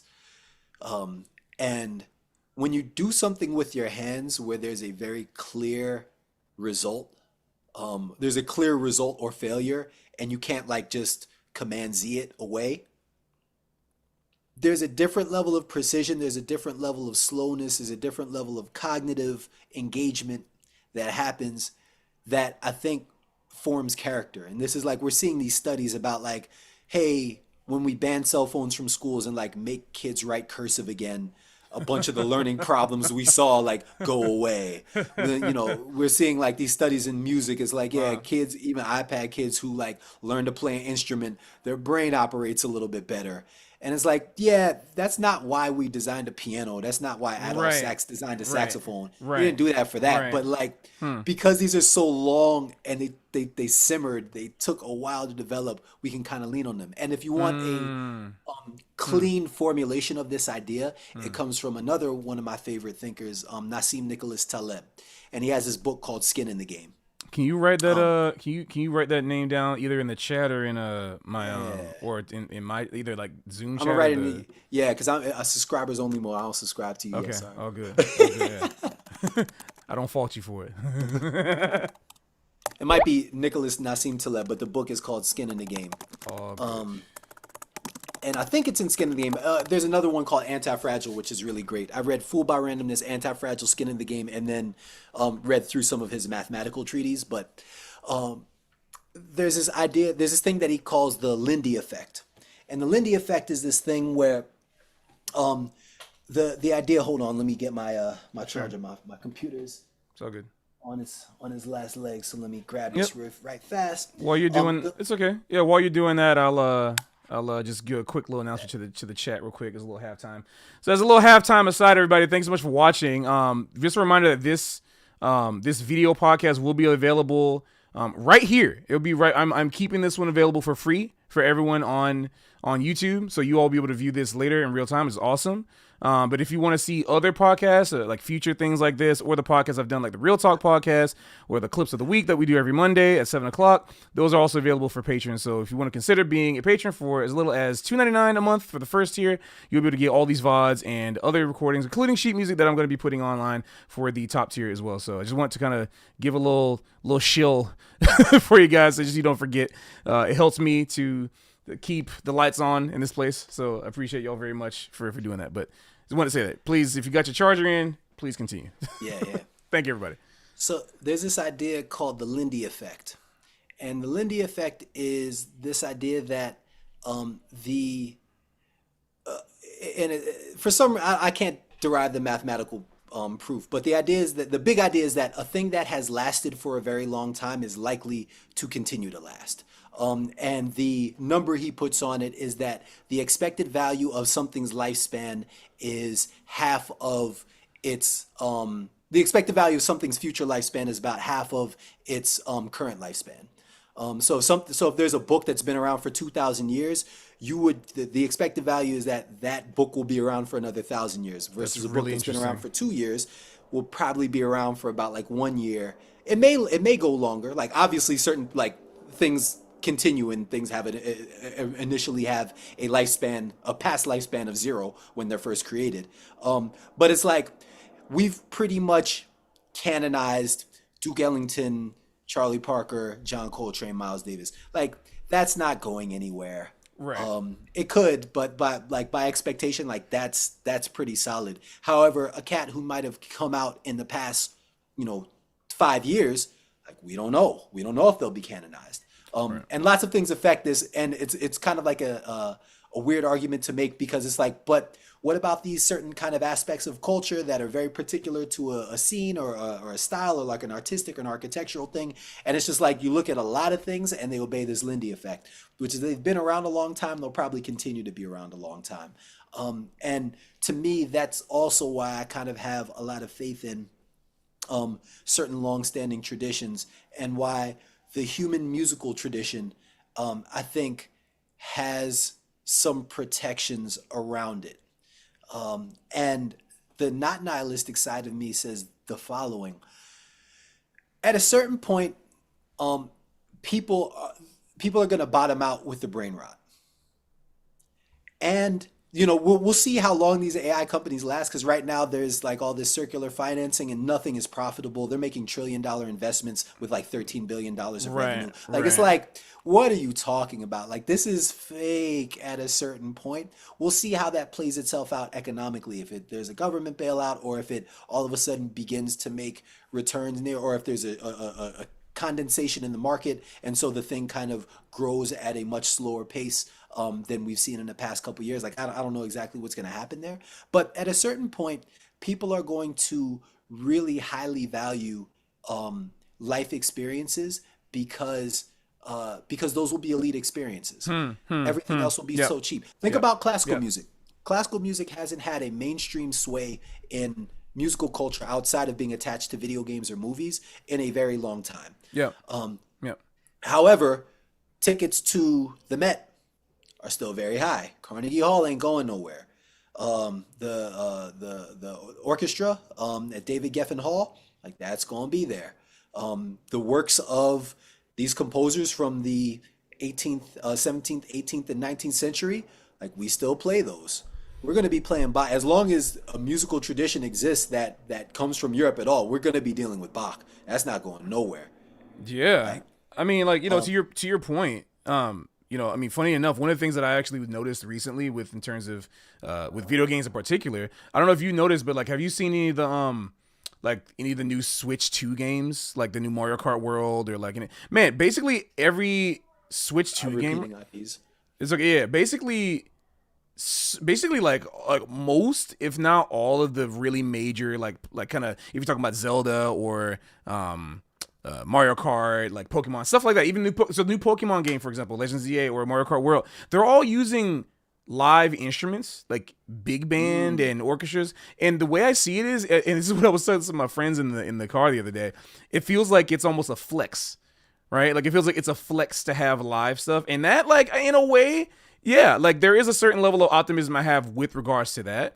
And I think with to be fair, with regards to I'll talk about my fears a little bit, but to be fair with to a point to what you're saying and to talk a little bit about what my optimism would be. It's like, yeah, I do agree um, that with if AI does become what I fear it's going to be, then yeah, like these things will become highly valued in the sense that like yeah, we people will be seeking that out.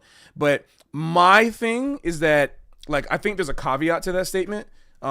For me, there's two fears I have. One of the well not fears, but it's two caveats. One of the main things that I have as a caveat is that I think that we have to just like if we as we've seen with the advancements of technology when it comes to like MIDI or electronic stuff in general, recording technology, people definitely demand like raw acoustic organic stuff, but we have to think who's the one that's doing that demanding, right? And I think it raises another interesting question: is this really just about the small scale of like music, like working musicians? Is this really about the small scale of people on the ground listening to music after work? I think there's something that has to be talked about in a certain way of like who controls not just the AI or who controls the music, but who controls the money that goes towards the music.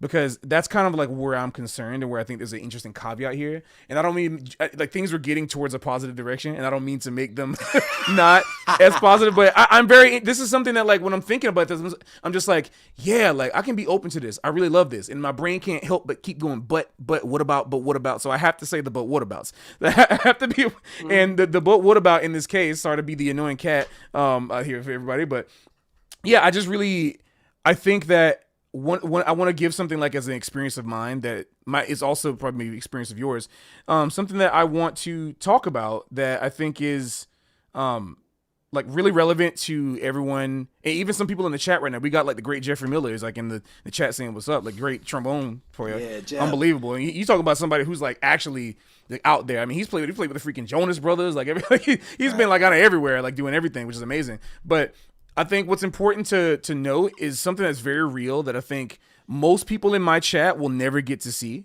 at least right now, and who don't get to see right now, and might never get to see, but that we see because we're at kind of a certain musical elite, and we have to be like really honest about that.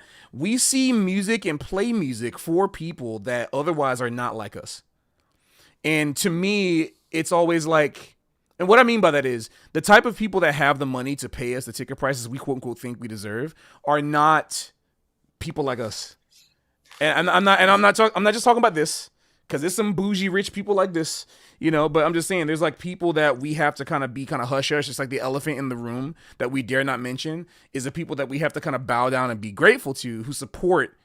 This is what gets me off of gigs. The thing I'm talking to you right now, this is the thing that gets me people not wanting to call me. That's why people don't see me at festivals and stuff, because I'm the one that dares to talk about the rich people. But it's like, yeah, like there's a certain amount of people, like in places that I play in certain venues, like there's a certain price tag that comes with the music. And I'm just like, okay, yeah, as acoustic live music becomes, I don't know, more and more of a novelty, right? Like in this way, the popularity phase of novelty, the price does go up for it, which for us, the elite that those people deem worthy to get such a price tag, it's good, but it's not good for the general economy of musicians. That's, to me, creates a wealth gap.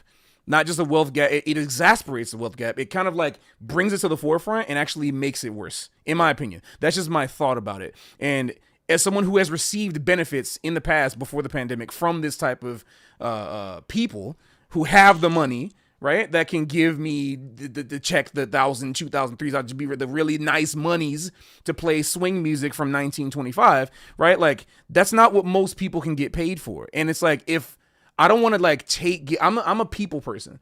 I don't like the idea that I might be taking gigs away from people. And I know that's not what I'm doing. It's like, oh, I just practice and I'm good and some people like me. But this whole AI thing, the main reason why I have a fear about it is because on one hand, I agree that it's a very good thing that people will start to value this music, but I don't want the price tag to go up for everyone. I don't want people to be locked out to the point that like, hey, there's something that we're talking about that we're not talking about that is very real. Look about the demographics of people who are playing the music. I love that the music can be for everybody, but the original people that have created it are like locked out of it in mass. Like we have to like, because it's like in our blood. It's like, that's this whole racist idea that it's just in us. The music's in us. But it's like, no, the people that I teach lessons to, most of the people that like have the amount of money that can afford to take lessons with me, most of the people that can afford to come to my shows, like there's something we have to talk about here, to me, that's very important. And I don't want to further gatekeep people out of being able to afford the music. And I feel like that's probably a conversation outside of music specifically, which is fine because all music is supposed to represent a lot of different things. But my caveat is that I want to make music available without compromising not just the integrity, but the living, not cost of living, what's the word? The quality of life of people who want to create this music. I want there to be a goal for people to reach. I don't think there should be this kind of like, I don't know, borderline socialist, everyone plays the same gig. Every single random 5-year-old should be able to play at Jazz Lincoln Center. I'm not saying that. There should be a goal to reach, but I think that there should be at every level, there should be something that people can look forward to as terms of like a milestone in like their ability to create and also share music with people. And I don't think that it should just be relegated to, not just like musical elites, but, financially elite. I don't think this music was born. It was not born into or for the financially elite, and it should not remain for the financially elite. And my fear is that AI will make it even more expensive to experience jazz and all other types of music that we're trying to create. That's just my take.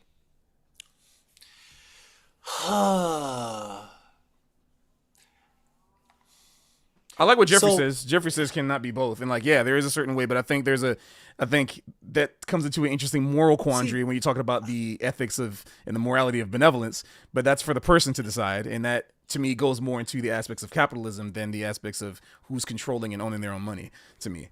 But yeah, I mean, jazz is not necessarily expensive to experience in New York City. and Depends the on what you. Yeah, demographics I know you. Okay, this is a great pin. the demographics of people who want to experience jazz at the various levels can experience jazz in New York City.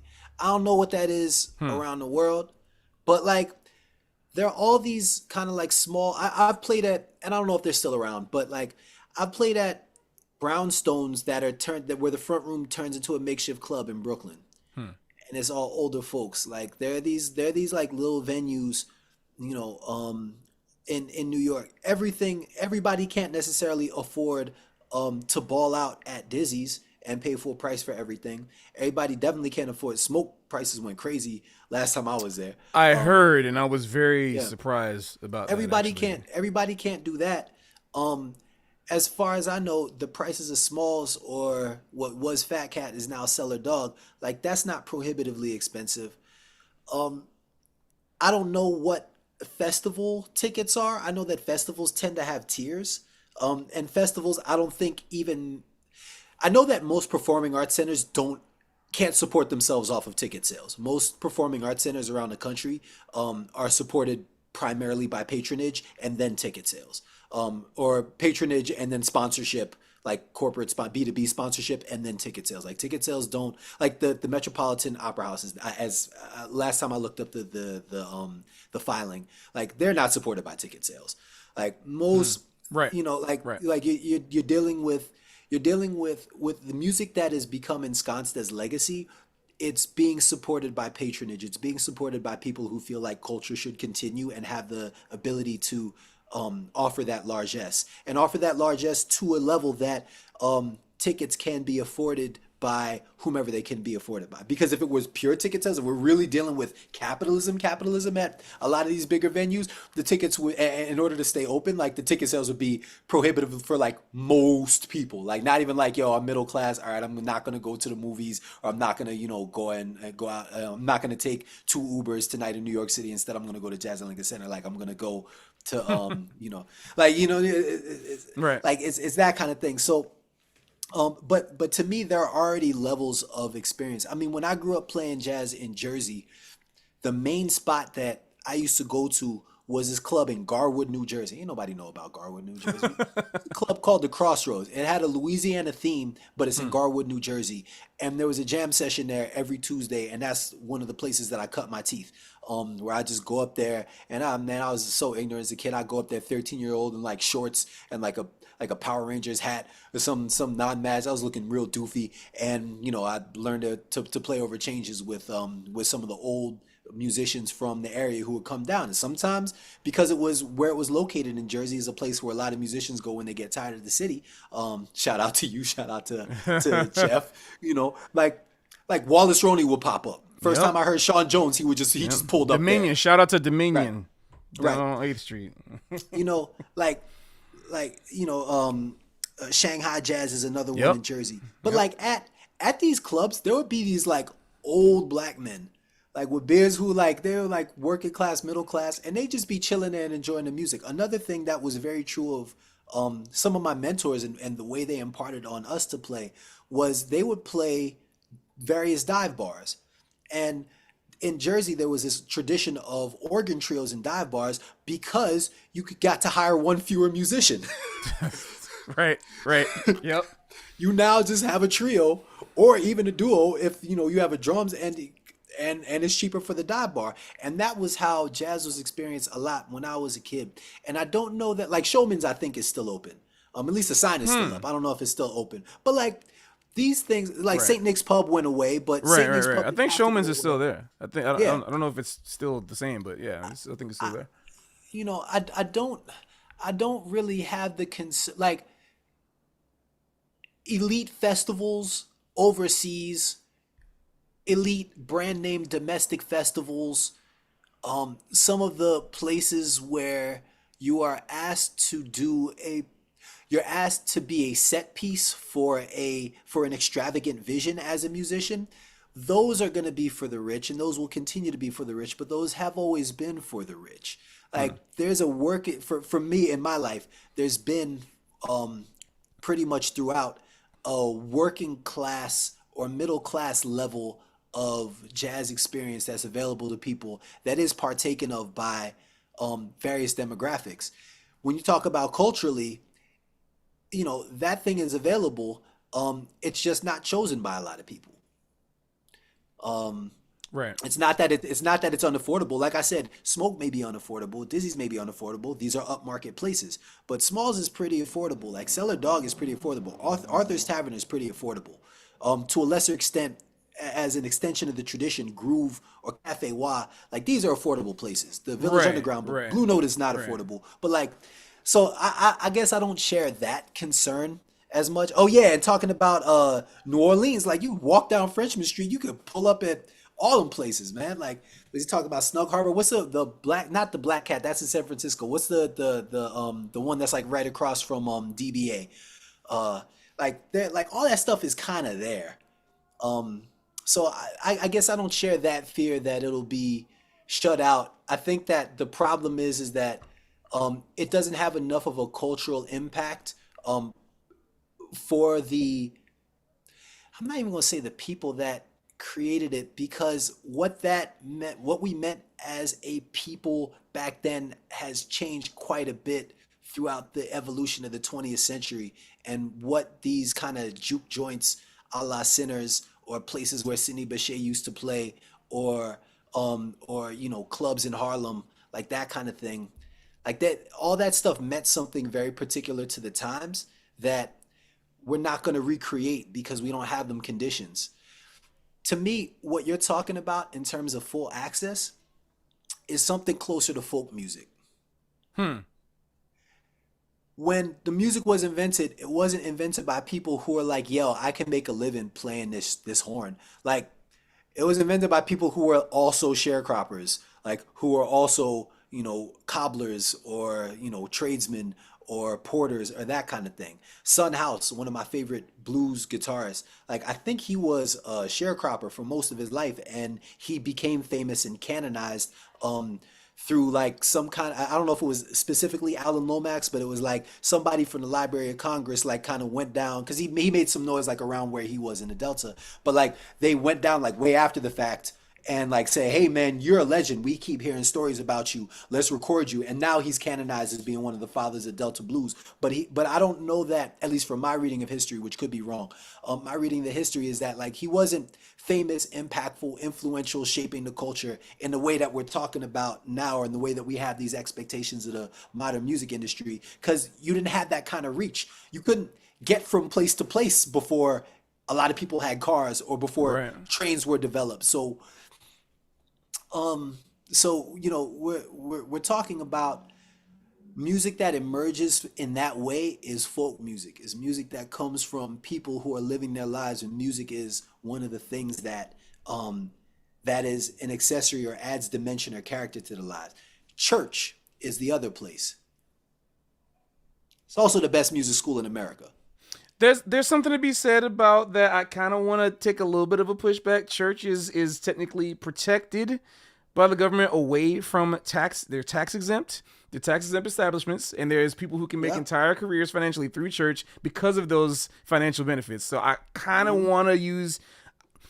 I agree with you. I came up through the church. I'm missionary Baptist. Like I came up missionary Baptist, so I understand this. My You grandmother founded sound our like church. it. Well, I can't have some when I Tracks. yeah yeah when I thank you, I appreciate it. And when I talk about it, my accent comes out, and then I have to go back to my northern code switching. But then sometimes I talk about the South and it come out like that. No, but like I've had to learn how to do that.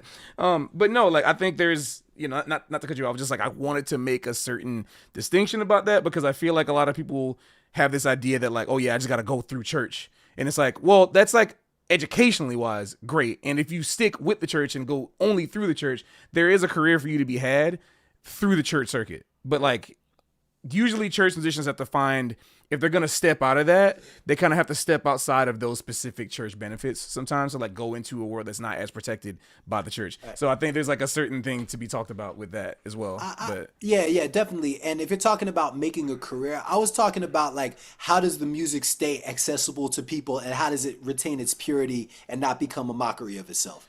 And that's a place sure, where the music is sure, very much living and sure, breathing and deep into the needs, the immediate needs of the culture beyond entertainment. sure, Um, sure. and like I don't think that's gonna go away. It's Yeah, recession proof. Like for sure, COVID for sure. happened, if church could be open, It's I still open. have my church gig. Yeah, yeah, You know. yeah. And shout out Antioch Baptist Church, 826 Green Avenue, 10 o'clock service. Come Hey, through. there you go. Anytime you want to shout out something like that, I am here for it. But man, in the interest of time, man, because I know you said you had to split at 9. In the interest of time, I have like kind of one more question for you. Yeah. And this is kind of like me understanding, like throughout this entire conversation, coming to like a kind of self-awareness realization. As I was coming to like, I could tell some people who really know me probably were seeing my self-awareness about to come up in the last thing that I said about like when I talked about like jazz elite and stuff like that. So there's a couple of, whoops, I went to the wrong one. So there's like a couple of things that I want to talk about within this one question. And the first thing I'll say is I am understanding, of course, that I have had like, because even though like, you know, there's a certain thing that people tend to like to say that, you know, black people can't be privileged, can't be raised, all kind of stuff like that, whatever. But I strongly disagree with that. I think even because I'm black doesn't mean I wasn't afforded a lot of privileges for things that I've been able to do. And one of the privileges I've been able to have was just by simple results of my merit, I've been able to play and like escape my neighborhood. I've been able to literally escape the hood, escape danger, escape poverty, and kind of be in this alternate world. Now I have a house in New Jersey. Like how did that happen from kid down in Liberia, down in like, you know, down in Daney? You know, like shout out to people who know what Daney is. You know, like that's how we say Dania. In Florida, we say Daney. But yeah, you know, like you know, there's a lot that I came from that I've been able to make it here to this point. But there was always something that didn't sit right with me, and I've always wondered if I should even talk back or push back on it out of the fear of losing work. But one of those things is like the understanding that like, yeah, I have been in a very privileged spot, and a lot of people try to like. They try to, no, man, you're not privileged, man. Just, you know, it's like, no, man, I don't think there's anything wrong with me acknowledging my privilege. I don't think there's anything wrong with that. I don't know why people should say I shouldn't think that way. Because the reason why I say this is because my main question is, like, if we're talking about jazz, right? The type of jazz that is supported in the way that you're saying is what you quite astutely put and very accurately put, music that's been canonized. That's the music that's expensive. Music that is not canonized is music that is like, you know, cannon fodder. It's like, you know, just trenches on the street, Chitlin circuit, whatever, just people doing experimental stuff. It's because somebody hasn't deemed that music important yet. But because we have music that has been deemed important by certain people, that's the music that's getting supported. That also happens to be, I mean, it's not saying that it's wrong. Like, we know that there's music that's important because of its staying power that it's had, you know, over, you know, even before people started saying it was important. It just had staying power. And like via the culture. It's held it up by the culture. But it's just that a certain group of people have decided that it should go further than that. That it should be not just canonized, but it should also fill our wallets. And that's like something that I think is really interesting because it has taken some people like me out of the need to. Oh, okay. I just. I got you. That's nice. Okay, I just got your message. But yeah, so yeah, you know, there is. I forgot. I just lost my train of thought. I think okay. So yeah, like you know, I understand that like there's like certain music that I've been able to play, certain places I've been able to play just by virtue of being in the right place at the right time with the right skills. And to me, I just been thinking like, you know, that's not the reality of the majority of musicians. Like not even just like the majority of jazz musicians or musicians, whatever. Like it's just even within the musicians that even get to play at these places, only some get picked. You know, and it's like that becomes our entire reality. And so to me, what I'm thinking is like, you know, what should we be? What do you think, in your opinion, right? Like, is the music, like, for example, it's weird that like Dizzy Gillespie, Charlie Parker, Cannonball, only recently actually Cannonball, that hasn't really been that much of a thing until recently, but John Coltrane, some of it before 1961, some of Wayne Shorter, whatever, Count Basie, Duke Ellington, that type of music was music that was flooding through the streets. Everybody loved it on the ground. But now it's like if you play that type of music and you're willing to go to that type of music, that's the music that's gonna make you a lot of money. Right? If you want to have a career, like we've been, like you said, I want to go back to the very beginning of this conversation. The very beginning, you had said like, yeah, like we've been sold this idea that like this type of thing right here, like we as musicians deserve to have a middle or upper middle class living purely playing music. And like the thing is like that's actually not even the reality for the majority of good jazz musicians. Like really good jazz musicians. That's not even my reality right now. I am not living an upper class life. It may look like it, but I'm just really good at saving my money when it counts. It's like that's just but that's a different conversation. That's a really important call. I hope you stream about that. Yeah, I will. That's I will key. at some point. That's key. Yeah.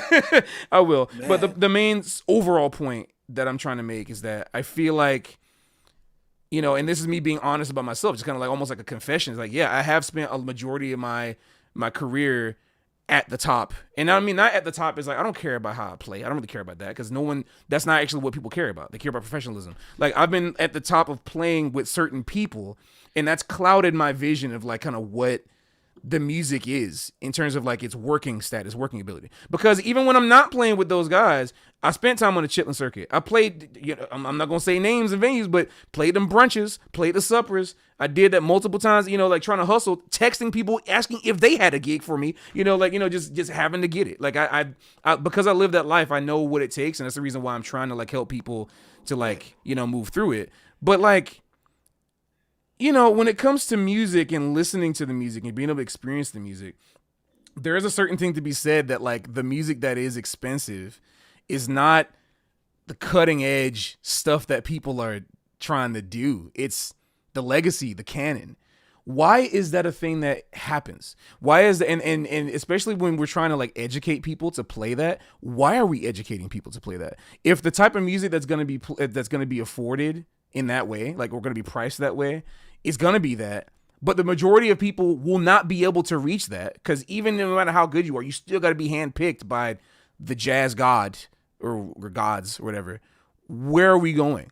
That's I think the thing that to me that's in the forefront of my mind. The reason why I want to talk about this with AI is because that is the primary concern of a lot of people is the fact that what about the musicians economy? What about the jobs? Like, what about our future in doing this? Should we not care? Should we get out of thinking about music as a career and only think about it as something we do for fun and just go get a day job somewhere else? Like, focus somewhere else for money and not focus on like, because the thing is like, if people want to dedicate their life to music, that's the hard reality is that we have to be real with that. A lot of people cannot afford like all these lessons. They can't afford to like, move to New York or New Orleans or wherever a place their jazz is happening.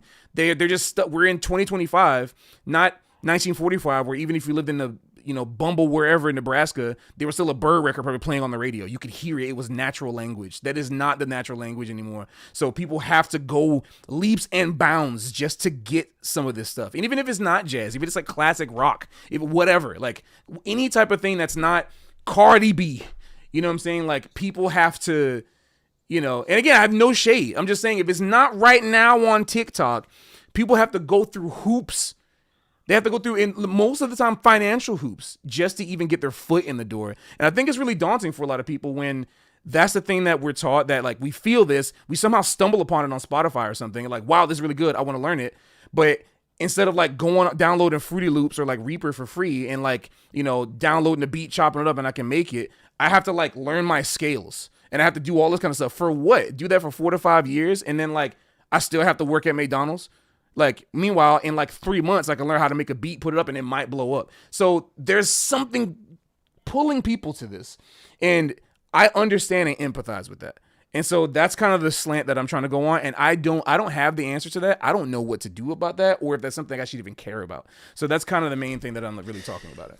Yeah. All right, man. Okay, so there's a bunch of things. The first thing I have to address, you said you don't really care about how you play. That's cap. That is clearly cap. That's not what I mean. That's not what I mean. I'm being hyperbolic.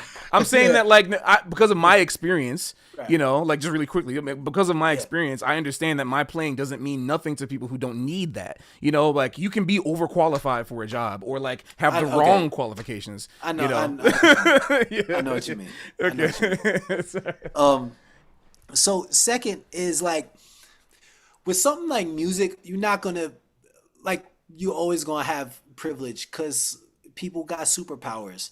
Some cats got perfect pitch. Some cats got total recall. Some cats got really impeccable rhythm. Some cats hear shapes in their head. Some people can just absorb music, hear something one time, and be a beast. Like you can't get out of that. Like if you have one of them, some people have synesthesia. Some people got a bunch of them powers. I grew up around Tyshawn, and that dude has like five. The dude has like five X-Men Yeah, powers. yeah, Like he's like like Thanos with the right. he has Yeah, yeah. everything. He collect the Infinity Stones of man.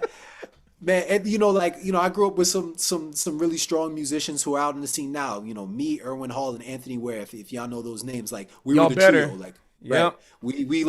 We made each other strong, but like, and we thought we were nice, but like next to Tyshawn, we were merely talented.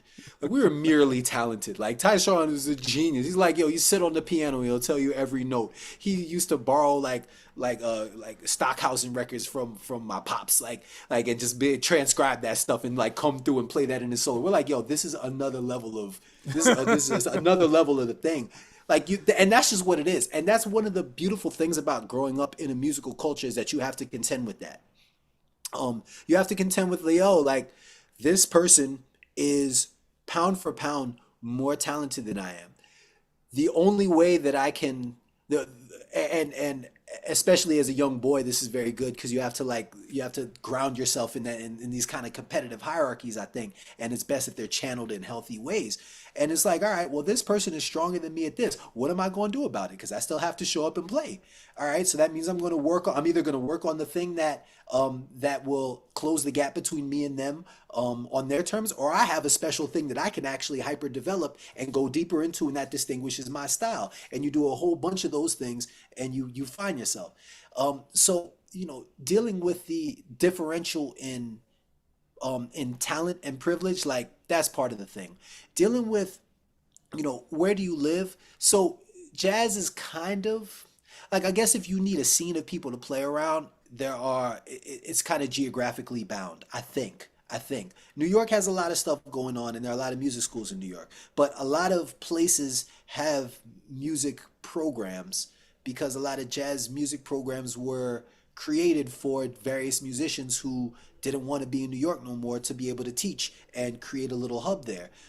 We're at a point where maybe this is changing now, but like for much of my adult life, the idea jazz was like the other thing you went to school for, and so it was like academically legitimate. Like if you didn't go to school for classical music, you went to school for jazz, not Right. counting like the production shops and like Right. Right. like that kind of thing. And so that means that it's around at a lot of universities. Maybe if you go to University of West Virginia, you're not going to find the baddest cats, but I actually played a gig in West Virginia, and the teachers there were solid musicians. They weren't That's they weren't killer. trash. Like it wasn't like, yo, this dude is buns. You're never going to learn nothing from this person because they're whack. It's like, nah, this is a strong musicians who's out here trying to teach y'all at University of West Virginia how to play something. I would also say that in other styles of music, the regional thing is actually a lot stronger. So I was just in Nashville for a gig, and my friend took me to Honky Tonk Tuesday. At Honky Tonk Tuesday, it was at the back of a bowling alley, and it was a bunch of people, bunch of random bands that I never heard of before, who were just on this circuit. One of them came down from Canada to play at Honky Tonk Tuesday at the back of a bowling alley in Nashville, Tennessee.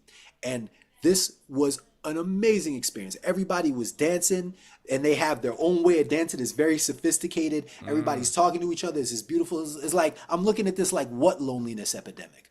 Like if everybody was just doing this, and once again, it's connected to it's connected to a kind of folk thing that's happening. It's like this, the music is related to dance, is related to how you socialize, is related to courtship rituals, is related to the geography, is kind of a thing that people do, has its own style of dress, and there's this whole matrix of things happening around making this relevant and making this real. And I think that various places, while I'm talking about folk music, I think that various locations around the country have their own music scene. I played musical director of an organization in Connecticut, and it's called Grace Farms. And one of the things that we were trying to do, we never actually did this, but we were thinking about putting together some this is an idea that like didn't really make it past, but like there are a lot of dads out there who like they have finance jobs, they have corporate jobs, but they played, in college or high school, and they get together and jam. And so, like, there are these dad bands that will get together and play like classic rock. So, like, music and access to music and certain musicians is still kind of around. It's not as organized or concentrated. And a lot of times it's coming from a place where you don't even believe that this is going to make you rich or be a singular career or elevate your social status. It really is something that you like love to do. And I don't know that that's going to go anywhere, because the person who isn't trying to make music professionally and makes music for love and for their community and with their community, or because they're in a tradition. I also hired this klezmer band.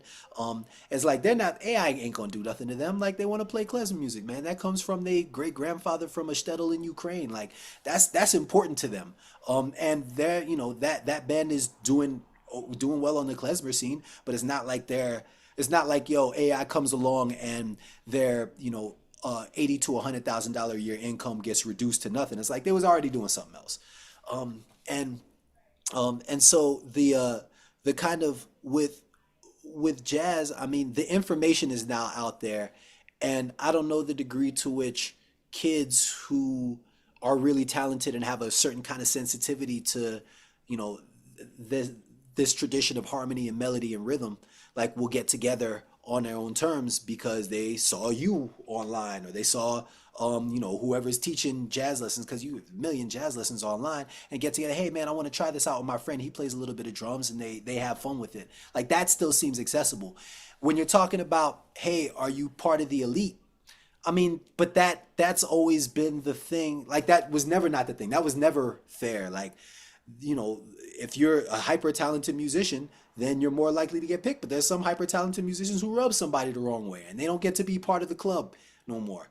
And not by dint of their talent, and maybe not even by dint of lack of professionalism, because they made somebody mad. They didn't have the right relationships or whatever. They're not part of the thing, and they're not part of, in the magazines or headlining the festivals or doing whatever. They didn't get signed. But like, that's what I'm saying, is like the idea that the idea that music can afford you by itself on its own merits, without necessarily being an entrepreneur or owning your business around it. The idea that affords you a middle class lifestyle is a weird aberration of the 20th century that I don't think really existed before now, and seems to be coming to a close with the advent of different technology, or is morphing and turning into a different thing. It's just that we grew up where that was the norm. We grew up with our mentors being studio musicians in the 80s and 90s who could just play all day. Man, I had a conversation with Big Marcus, Marcus Miller, and he was telling me that. I hope I don't mess him up too bad. He was telling me that his day used to be like, he would go to the studio in the morning on like 46th Street, do a session. There'd be like an hour break. He'd do another session after that, till after 3, I guess 4 o'clock going on. And then at night they would all go to the Vanguard, and then they would do it again. But they were just working every single day. We don't have that experience at all. Like, these are paid sessions. Like, we might work like that, but we ain't getting paid for the rehearsals. Exactly. Yeah. Like, it's a It's a different thing. And so listening to our mentors and thinking about how good they were and how they were able Right. to achieve this or that, even financially, not just musically, and make these movements. It's like that's not our time. We don't have access to that no more. There's trying to say that we should try and make it like that. That's not up to us. There's nothing we can do Sure. to recreate that time. Sure. And I also think that the degree to which we want to make the music not elite, or create access to different people. I'm sure I know Harlem School of the Arts has a lot going on, and they're very welcoming to having musicians kind of come up and teach or lecture or master class. And I'm sure that, like, lots of schools, if that's, you kind of have to make it your thing. You kind of have to, like, commit to that, and it's not often not like a lucrative thing. And if you've got gigs that you got to do, and you have your life you want to lead, and it's not really paying enough, then it's a lot to devote yourself to. But Yeah. like, That's there's access to it, and for some of that stuff, it's so unrelated to the market forces that would push AI music to the top, that it's not even going to be a problem. Like it's not even a consideration. It's beneath the view of that. Except that tastes might change. Except that you might get a generation of that was the people next thing I was gonna who go are down. like, Yeah. this is not even relevant. And then, but even then, the taste changed away from classical music, but there's still dedicated classical music students, especially because we know that, and at least the narrative works that that this stuff is just good for your mind. And it's like all the thinking you got to do to be able to play over changes effectively, all the memorization you got to do, all the calculation you got to do, the master your rhythm, the coordination, like that's clearly good for the brain. And that'll attract beyond the people who are just hypersensitive to what this music is and have a proclivity to it. There's a narrative around that if I were in the business of marketing jazz, I would really build up is like, no, this is nourishing for your brain because everything else that your kid is seeing on that iPad is not nourishing to their brain. That's McDonald's. This here is a nutritious meal.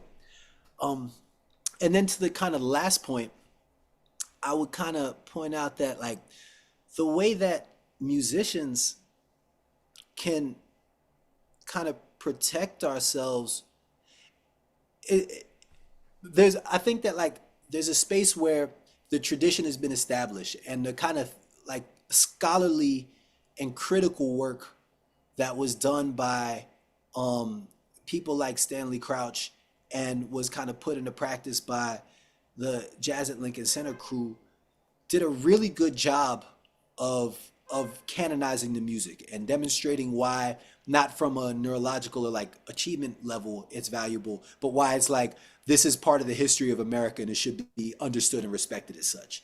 America's classical music, like that kind of narrative.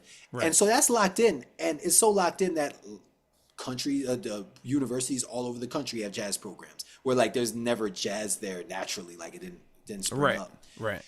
That's a very good point. What is kind of incumbent upon musicians now, if they're going to be able to deal with the low marginal cost of AI, is you just got to have something. One, you got to have a business apparatus that is high functioning, and that's probably actually the most important thing. And like Jeff said, the money conversation is the real conversation, and he's right. Like that's actually like we're dealing with money. Whether you're playing jazz, whether you got to stop playing jazz and work at the UPS store to get your money up, whatever you got to do, whether you got to teach, like whatever you got to get your money together in order to do anything, in order to make any kind of moves. Yeah, You got to. exactly That's like the fundamental thing. Yep. But like culturally, we have to have something meaningful to say to people outside of us. Right. Cardi B is saying something to a general community. When you got music with when you got music where it's like something like Giant Steps, like for us and people who hear in this way and who like experience music in all these multidimensional ways, like this is it's inherently beautiful. It's patent. Why can't you recognize the inherent value of this? And then when you study it, you see that there's so much worth because it's deep and because there's something rich and there's something to gain from the musical thoughts and ideas inside of this, as well as there's an admiration for the mind that was able to come up with such musical ideas, and that admiration allows you to find a place in history and allows you to really establish your values and that kind of stuff. But to somebody who has no idea what's going on, like all this stuff actually sounds the same. Giant Steps sounds exactly like Cheryl, sounds exactly like what's it called? The first track off of VSOP, One of a Kind. Okay. All these things will, to somebody uninitiated who can't really track what's going on, these things all sound the same. They're largely indistinguishable. And actually, the more abstraction, the further you get away from melody, the further you get away from dance, the further you get away from like very easy harmonies to track, very easy and familiar harmonies to track, the more stuff sounds the same. Like the more hip you get, it's like, okay, yeah, cool. Sure. Like it's they had that joke on some show, I think Parks and Rec, where there was a fake radio show called Jazz Plus Jazz Equals Jazz, and they put like one jazz recording and played another one at the same time, and it was like, yeah, this is That's a whole nother podcast. Right. That's a whole nother podcast because I can definitely talk for days about that because I understand that definitely very well what we're talking about. Absolutely. But Kamasi Washington comes out and says, hey, I'm representing something. I'm holding something that means something to y'all. Loy Vey comes out and says, hey, I'm representing something I'm representing something that's accessible to y'all. Hmm. So does Samara Joy. Samara Joy, it's like, okay, cool. The way that she's put together, the songs that she chooses to sing, the way that she chooses to sing them, all of that is like calculated to mean something to somebody who's uninitiated. And the degree to which musicians can figure out how to do that for ourselves, or work with people who are really good at that kind of thing. And I don't think that you need to necessarily dumb down, have as a base philosophy that you have to dumb down your music to do so. Right. Right. Yeah. It's just this, what story are you telling? And if the story only makes sense to musicians, then it's going to shrink and shrink and shrink and shrink, Yes. because musicians don't have money to spend on you and help you grow. Yeah, absolutely, man. I like. Sorry, somebody a donation came in as soon as you said that. So, like, thank you, Andrew. I appreciate you for that. Yeah. So, like, with regards to that, man, the thing that I could think about the most during that entire conversation is, first of all, I agree with most of what you're saying, and it's a really interesting, point you bring up with regards to what was I gonna say? Because I want to talk about motivation. Because if we're talking about like the money conversation, if we're talking, the thing is like, it was a really good point you brought up with in terms of like Stanley Crouch's in the entirety of Jazz Liquor Center's. But I don't want to say Jazz Liquor Center. I want to specifically say Wynton Marsalis, because Wynton Marsalis is like the driving force behind what Jazz Liquor Center became to be. Like, it was his ideas. So before Jazz Liquor Center even became like an official thing, like, you know, outside of Avery Fisher, like when it like actually had its own building. Before all of that, you know, it was an educational pursuit. Like you said, you know, like since Wynton was like 26, he was going into the schools and like, you know, spreading this message that he had. And it is one of the reasons why we have that. Because he was basically the only person that was willing to do that like that with the optics that he has. Because it's not like, the thing is important that people understand so that we get the record straight. Because I know a lot of people don't like Wynton, which is whatever. I don't care who people like or dislike. But to give credence to people who like don't like when he was not the first to try to do that. It's just that the way that people did that before him, like Jackie McLean, like David Baker, like even Dave Liebman, like a lot of these people who were doing jazz education before Wynton even came on the scene, a lot of the stuff they were doing was like in their own region. It wasn't like jazz missionary work. It was like things that they did in their towns or at their schools, or like on a private basis, because so many people taught, like everyone. Jazz education is like, it's always been a thing, just not institutionalized. But once Wynton came along, then it started becoming institutionalized, which is like a really interesting phenomenon. But with that, all that in mind, with regards to the things that you're talking about, in terms of like, you know, the folk element of the music, you know, the music being a folk element, or like, you know, barring the elites, my question just becomes at a certain point, like, what is the motivation? At the end of the day, that's the thing that I think that, again, like, if we're gonna keep bringing it back to the relevance of like AI in our life, what should be motivating people to make music? It's not should, because we can talk should. Let me say, not to say the word should. What would, because like we talk about should all we want. That's like an infinite discussion. It's more about like, what can people count on as a motivation? Because I think that's something that needs to be talked about. We can't just expect people to just be naturally driven. And what I mean by like elite, and I think a lot of people kind of misinterpret what I mean by elite. When I say elite, I don't just mean financially elite. I'm also talking about elite players. Like, it seems that like what's happened, like another big difference that's happened in the past like 20 to 30 years versus, I don't know, what happened in, I guess, the 20s or 30s, is that, like, you know, back in the 20s or 30s, you didn't need to be a virtuoso to play jazz. That wasn't really like a thing. You know, like people like what deemed someone being a virtuoso in the 20s was like Louis Armstrong being able to play a melody like from thin air. Like, it's just like, whoa. And it's like, so and it was like, wow, amazing. But now it's like, people think you got to be like the bar. I like to use like Super Smash Brothers, like competitive Smash, as like an analogy, because like in competitive Smash, if you're gonna play Melee, which has been around, like people like, I like to say like Bebop is like Melee in that way. It is this kind of like 24-year-old game, that in the game world, that's ancient. It's a 24-year-old game that people still compete to this day in the same way. There's no updates because it's not an online game. I mean, there's a way you can play it online, but it's not official. There's not been an update to the game since it came out on disc in 2001. People play the exact same way, they find the exact same things, and the bar of entry to play that game, the barrier, which people still go out, they compete, and you can still make some kind of money from it, I guess. But the barrier of entry is that you must know how to do these complicated techniques. Like, you can't just like pick Kirby and down B with like a star and be like, haha, fun, like people used to do in Louis Armstrong's days. Like they're and then like have fun. The barrier of entry is like you gotta L cancel, you gotta wave dash, you gotta do these things. And if you don't do those things, you need to be so exceptionally well to like and crazy different to even stand a chance at even landing a hit on this person that's doing all this stuff. And so I think it's really interesting is that my question is, yeah, the reason why I say is jazz for the elite. What I mean is jazz the music, is even not even just jazz but music in general, right? Like, is this for not just like the elite people who can like pay the money, but should the people who deserve this only be like this career, this playing field, whatever, all the beginners in the chat, everyone who wants to play music, there used to be some type of a chitlin circuit economy for people to be able to play at whatever level, but now it's like, if you want to actually be something, the barrier of entry is so high now. And I wonder, is that a good thing? Is that just a natural thing of the music? Should people be concerned about that?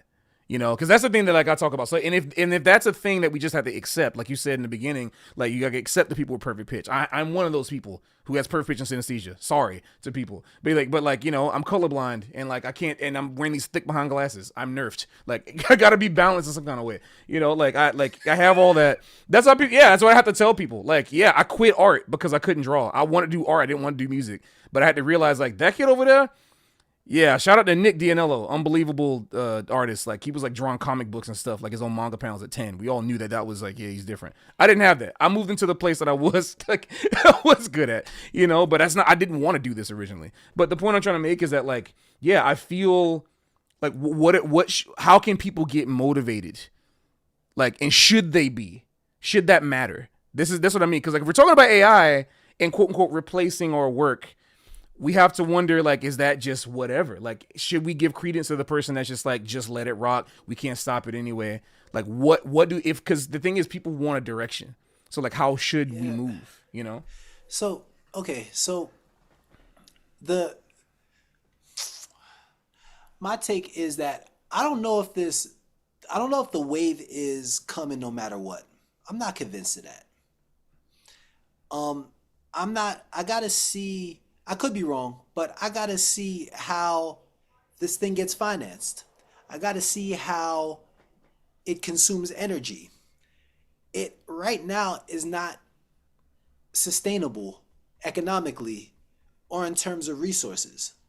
And all reasonable projections don't suggest that it will be sustainable.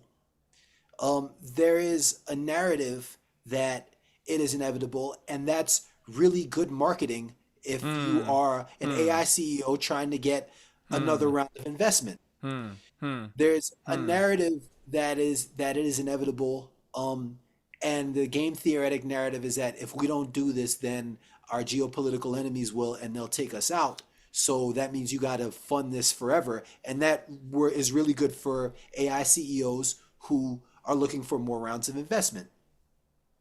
But I'm not entirely convinced that that it is in fact inevitable that the technology of LLMs is going to take us that it's unbounded in its ability, that we won't run into some kind of fundamental physics or engineering problem that prevents some kind of development.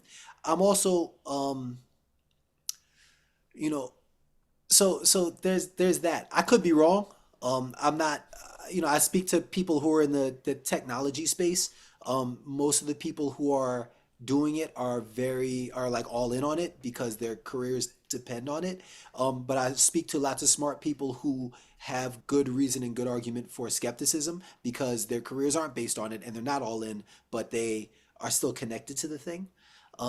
It's certainly useful. So like that's kind of the, like, is this wave coming? Like there's nothing we can do about it. It's like, no, don't give up. And I think that having something to say, having something that's meaningful, offering human connection, like that's the thing that's not going to go away. Being able to do things with your hands, being analog doubling down on the possibility of live experiences. If you are thinking about money in a career, jazz is a precarious place anyway and has been. Like there's like precious few of my generation, and like we're kind of like in this, we're at opposite ends of the same generation, you and I. So Right, like right, right, like there are precious few who like got like rich and who got rich in a predictable way, right, you know, right, and who right, got rich without either paying some crazy price up front or haven't been rich before they started, like they got in the game rich. Like right. Yep, if you're yep. trying to make money playing music, you should go where money is. And there are much bigger markets for that. So I feel like Yeah.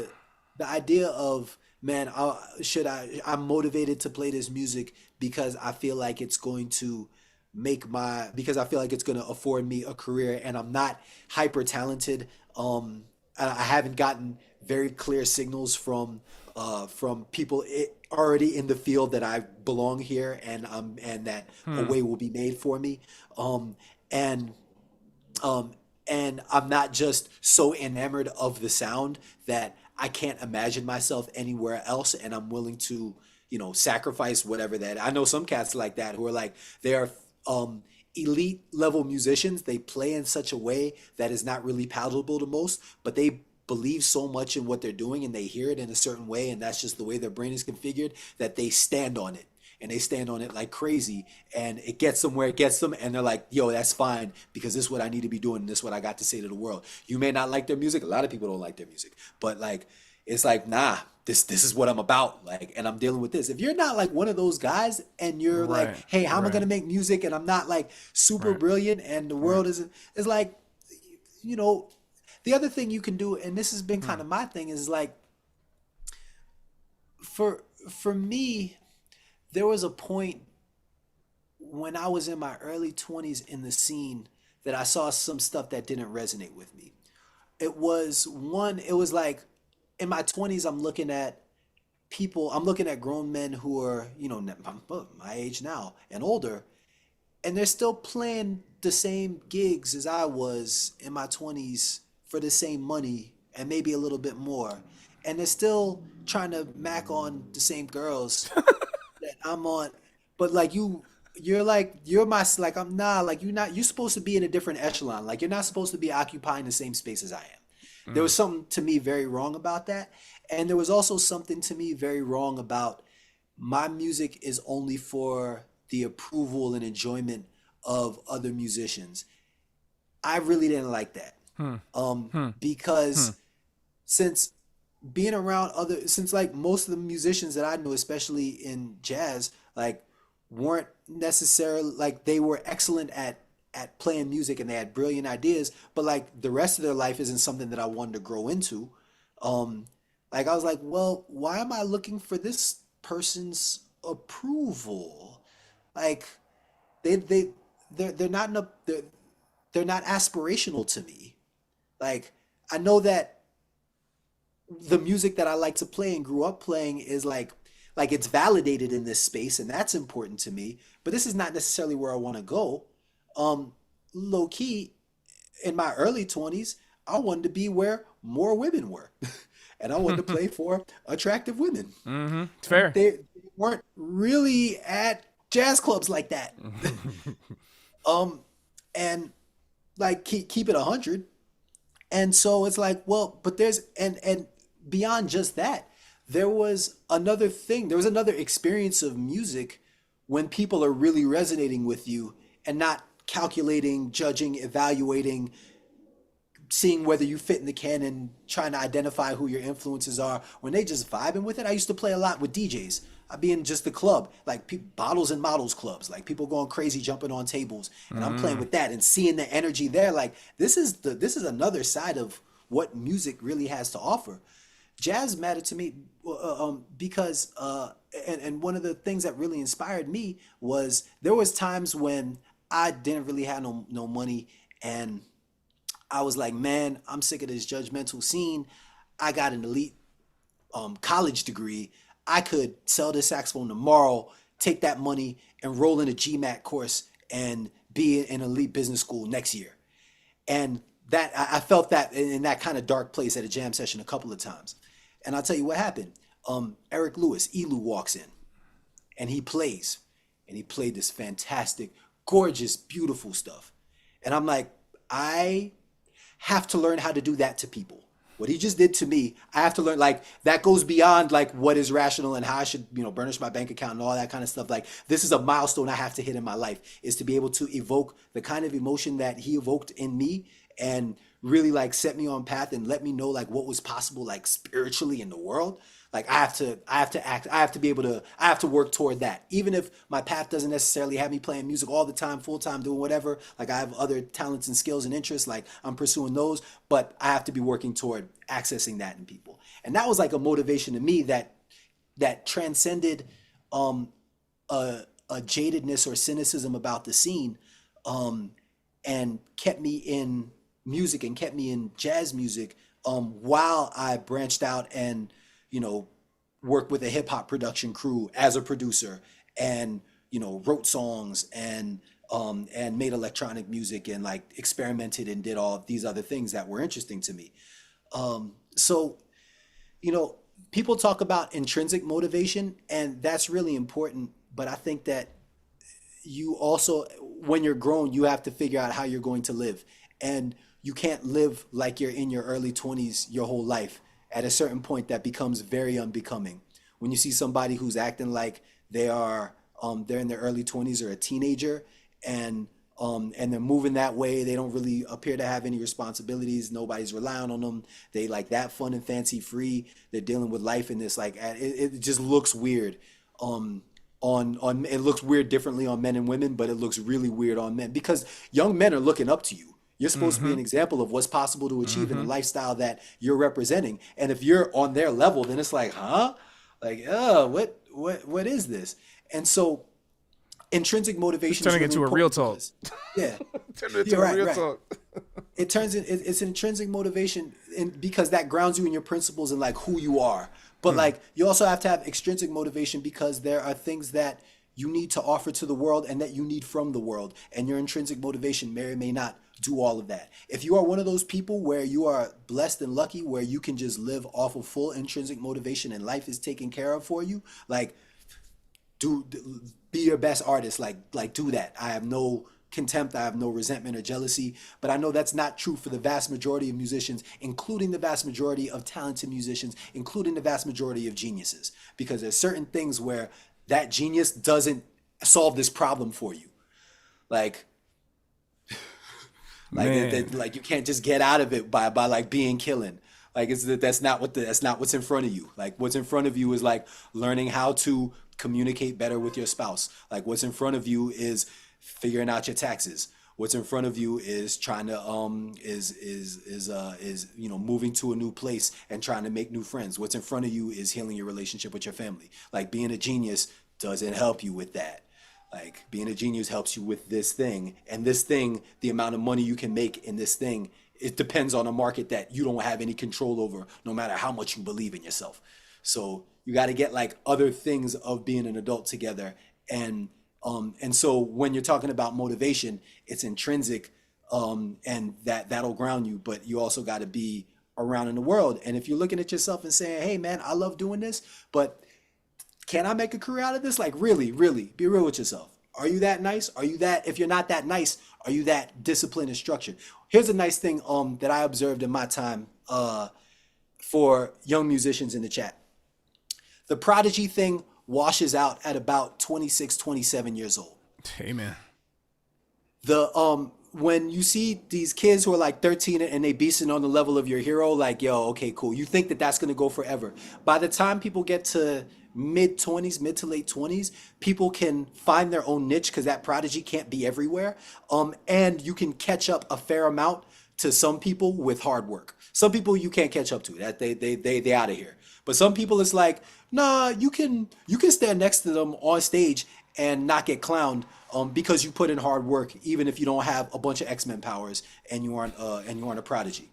Like so even if you're not so that I'm just sending that to the chat because I remember when I was a kid, I look at certain people like, dang, yo, I'm never gonna catch up to that. And it's like, oh, wait a second, I didn't necessarily catch up, but it's the Kanye line. He said, "It's a song with Wayne, so I know it's gonna melt, but you ain't finna murder me like everybody else. I'm a rap like I got Mm-hmm. some respect for myself." It's like that energy. Like, nah, yo, you're not gonna Mm-hmm. wash me on stage. This is me. I'm standing. I put in time in the practice room. Mm-hmm.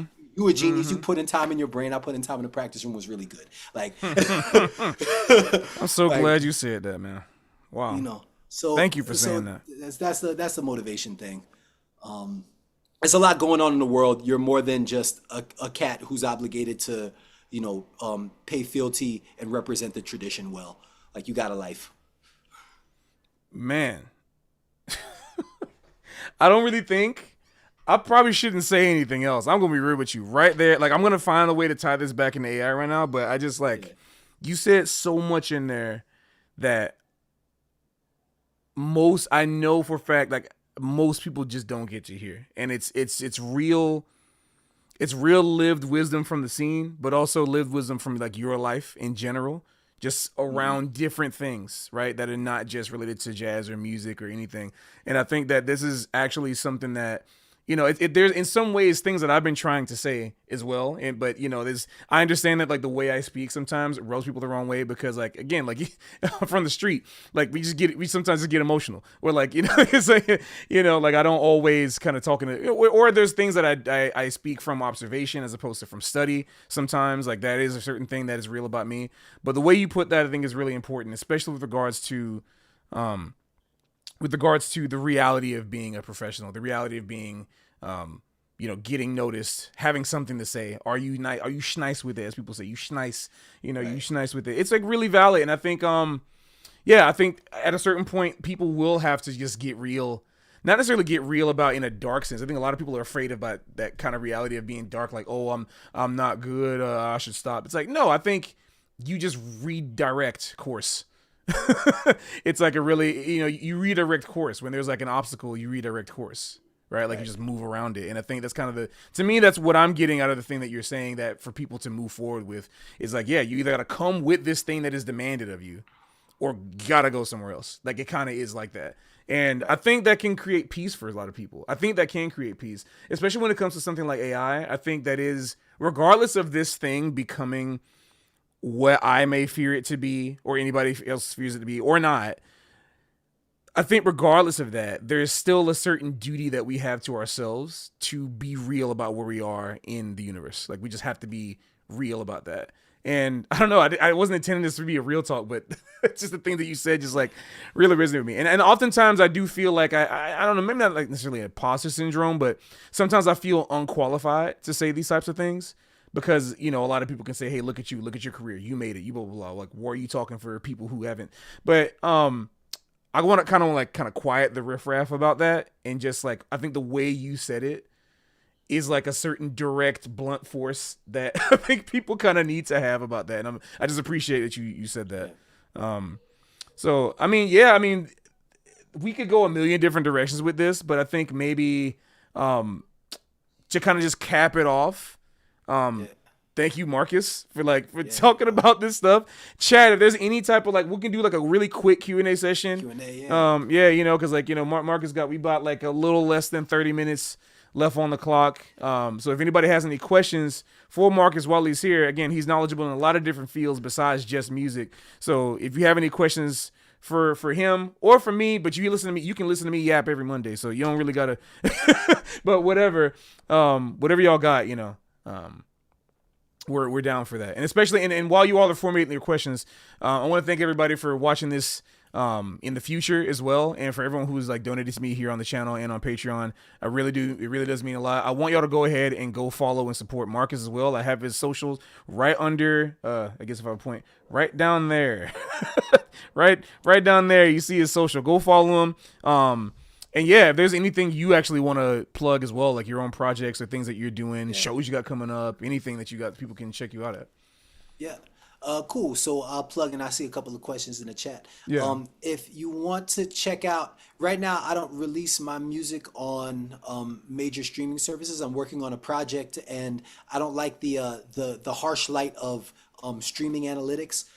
As a talent buyer, there's this unfortunate thing that happens where if you look on somebody's Spotify and their numbers aren't that popping, like their numbers just look anemic, they look whack to you, and it's It's like true. hard It's to true. justify. Even if you know the cat is killing, like you listen to the music is great, but if it's like, yo, you got like 235 monthly listeners, it's like there's a thing. Even me knowing that the cat is killing, even if it's my friend, I can feel some kind of way, like being like, I feel like a cornball clicking on this, and you overcome it because it's like that's not what it's about, but like it's a very human thing. So while my project is in incubation phase, you can check my music out if you go to marcus.whatafantasticshow.com. And I'll post this up right while as you're talking. I'm going to post your website actually right now Yeah. for these Yeah, guys to check that's out. So imaginewithmarcus.com, which will get you. But the way to check out, like I have a playlist of unreleased music. Some of it is performance recordings from live shows. Some of it is studio stuff that probably won't make an album. And I drop maybe once a month, once every 3 weeks. So that's updated live. I just had a show in the city on Saturday. I'm negotiating my next one. I'm sitting in with this group at New Blue called The Brothers. These producers from overseas. The night before Thanksgiving, if y'all want to come through, check that out. Mark Whitfield's on the gig. So if you're not coming for me, come for him because there's a lot to take away from listening to Mark Whitfield. And then so that's the plug. Let's see. Question. great.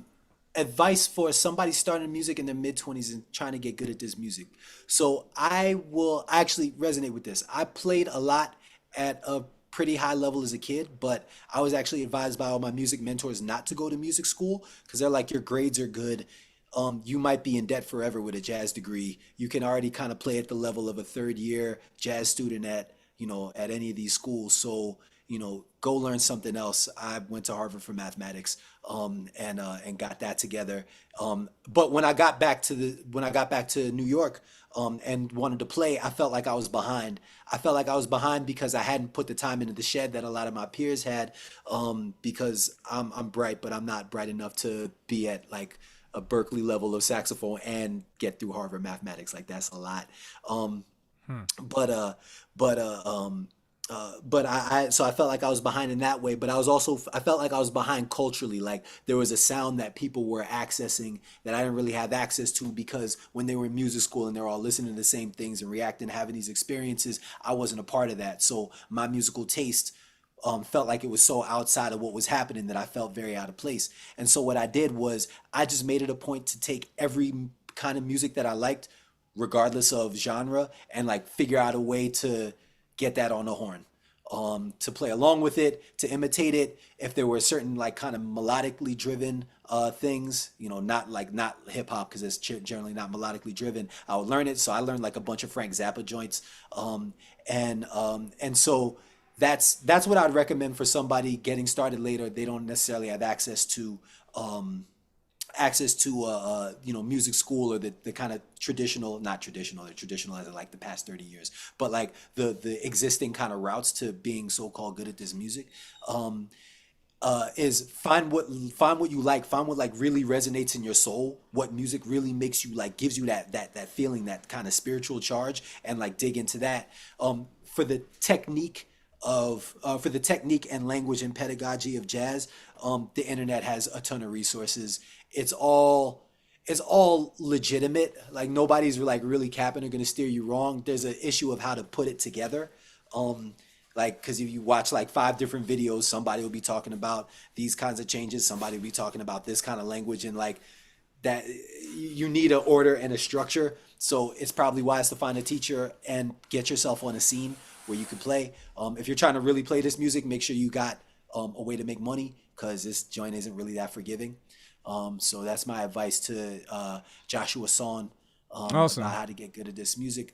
For my So, biggest sax influences. Oh yeah, go ahead. Sorry. well, I was gonna say like I think in general, I think it's dope that you're reading chat, which is amazing. Like a lot of people don't really do that, which is great. But I kind of want to like mediate the Q&A, but as we like Yeah. kind of like have like little pauses in between. Um, Bet. so yeah, that was Svet. So this question comes from Svet. Svet, I mean, he's like a user in our Discord. So yeah, Bet. please go ahead. Let's see, Svet. Which question is that? You said The that was who was saxophone yeah, Zach, yeah. So obviously Charlie Parker was first big one. My first record that I learned was Henry Threadgill, this record called Air, Woo. where he, you know that record Air Lore, where Man, they like Henry Threadgill, deconstruct yeah. all this like Buddy Bolden stuff, like yeah. People need to But that's know. People need to know Henry Threadgill. Very, very yeah, circus. I mean, Bobby Sanabria played with Henry Threadgill, man. yeah, Yeah, Bobby played with okay, him. Yep. Yeah. I mean, like yeah, not in the very, very. So he played gigs with him, and I think he's on one record, I think. But yeah, talk to Bobby about Henry. It's amazing. That tripped me up yeah. when I was in college. Yeah.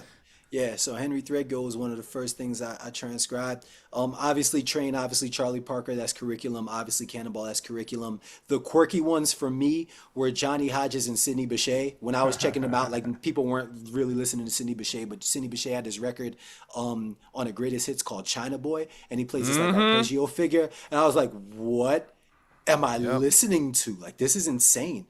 And then one of my biggest influences, well, my root teacher, Bruce Williams, solid. He's one of the most prominent, important saxophone teachers in New York at the moment. He was my like when I first my first saxophone teacher was my father because he played in college. My second was this guy named Michael Geegan, who was the director of my elementary school, and I played a little bit. And he's like, you're staying after school to take lessons with me, and I'm coming over your house because you have a thing." And then after him was Bruce Williams, who taught me through my teenage years, and he's my root teacher. His name is Solid. There's Big Solid on Instagram, Big Solid 11, I Yep. think. But then outside of that, it was James Carter. Mm. I don't know.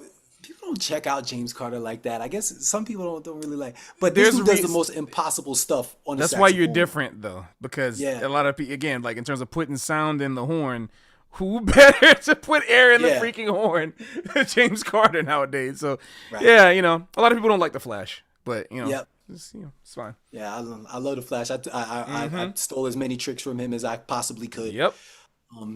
And so yeah, that's probably that's my biggest saxophone influence. I love that, man. Very freaking beautiful. All right, let's keep coming on along. There's actually a question from someone who is actually again a great friend of ours in the Discord. And I'm gonna post a Discord link for everybody. If it's not already in the description, I'll post it for everybody to go and engage. But this one's from Hayden, and I think this will be very pertinent. I'm actually interested in this question. I kind of want to hear the answer to this. And it says, like, Marcus, like, I'm a pure math major at UCLA, running the full gamut of classes. What's your favorite math class you took? Probability theory with measure theory is one of my favorites right now. So yeah, Ooh, the bag integrals. Yes. Yes. Man, probability theory smacked me in my face, man. That was probably my hardest class. We were reading Grimmett and Sturzaker, Probability and Random Processes, which is like this stuffy British probability book that was like very, very rigorous and had very difficult problems.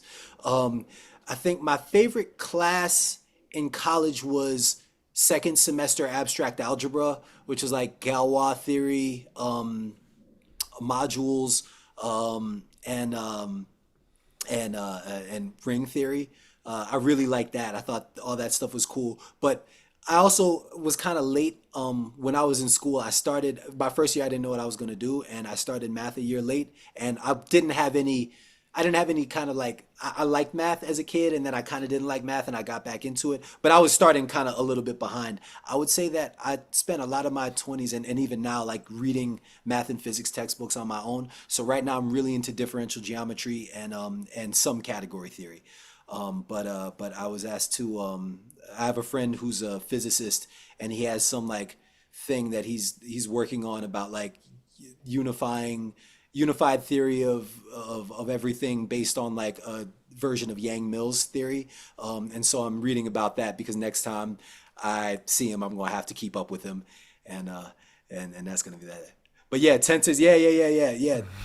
Honors algebra, second quarter doing rings, modules, tensors. Man, tensors is so cool. Oh, you're already in homology? Man, that's fire, man. Enjoy that. Enjoy that. That's amazing stuff. Really satisfying to see what the human mind is capable of. I love this energy. This is exactly Like this is like refreshing for me right now. I love this so much. As someone who is, I mean, look at my desk. I mean, look at this little guy. I mean, like, like this is what I'm talking. We all have interests. I mean, music is supposed to be is not just its own standalone thing.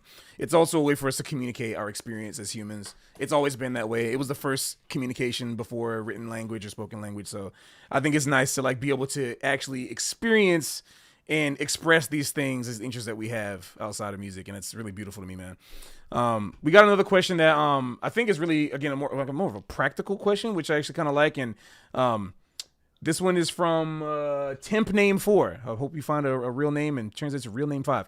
All right, so it says, Marcus, do you have a overarching practice philosophy or mindset?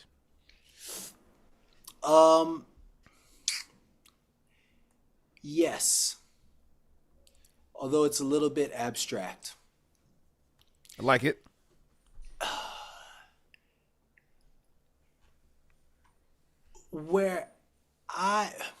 Let's see. Non-negotiable is long tones. Long tones every day. Every day I pick up the horn is going to be long tones. Yep. I am still very much in the business of learning music that I like and permuting it and learning to play it well.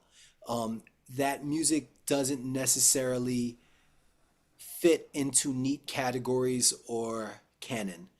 I know some saxophone players who feel like in every solo they feel a responsibility to quote, certain members of the canon, and and that's their style is paying homage to a certain tradition. And I'm uneven like that. If that is the assignment put before me, I would have to prepare in a way that is abnormal to how I work on music now, in order to meet that requirement. I really, really like certain things, and I dig into those pretty aggressively. And those go from different saxophone players. So like there's this weird, have this weird like Sidney Bechet like thing, and then there's like Johnny Hodges thing, and then a lot of James Carter stuff, and then like some Woody Shaw stuff, and certain interval things that occur to me as being very nice. But I also checked out a lot of classical music. I went and studied with this professor at Juilliard in classical composition, and learned like counterpoint and Bach and like that kind of stuff, like very, very strictly. And so that kind of shows up in how I hear stuff.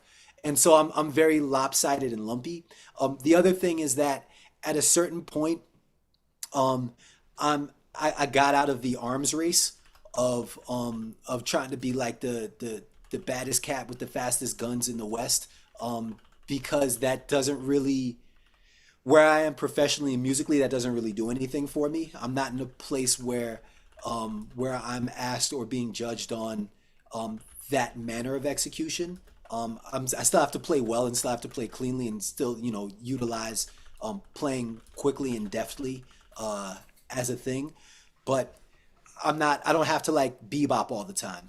And so there are, and I write music as well. So there's certain things and devices that are very pertinent to my own live shows that I have to get together. One thing recently, I had I do this version of Mozart with the live band Turkish March on the horn.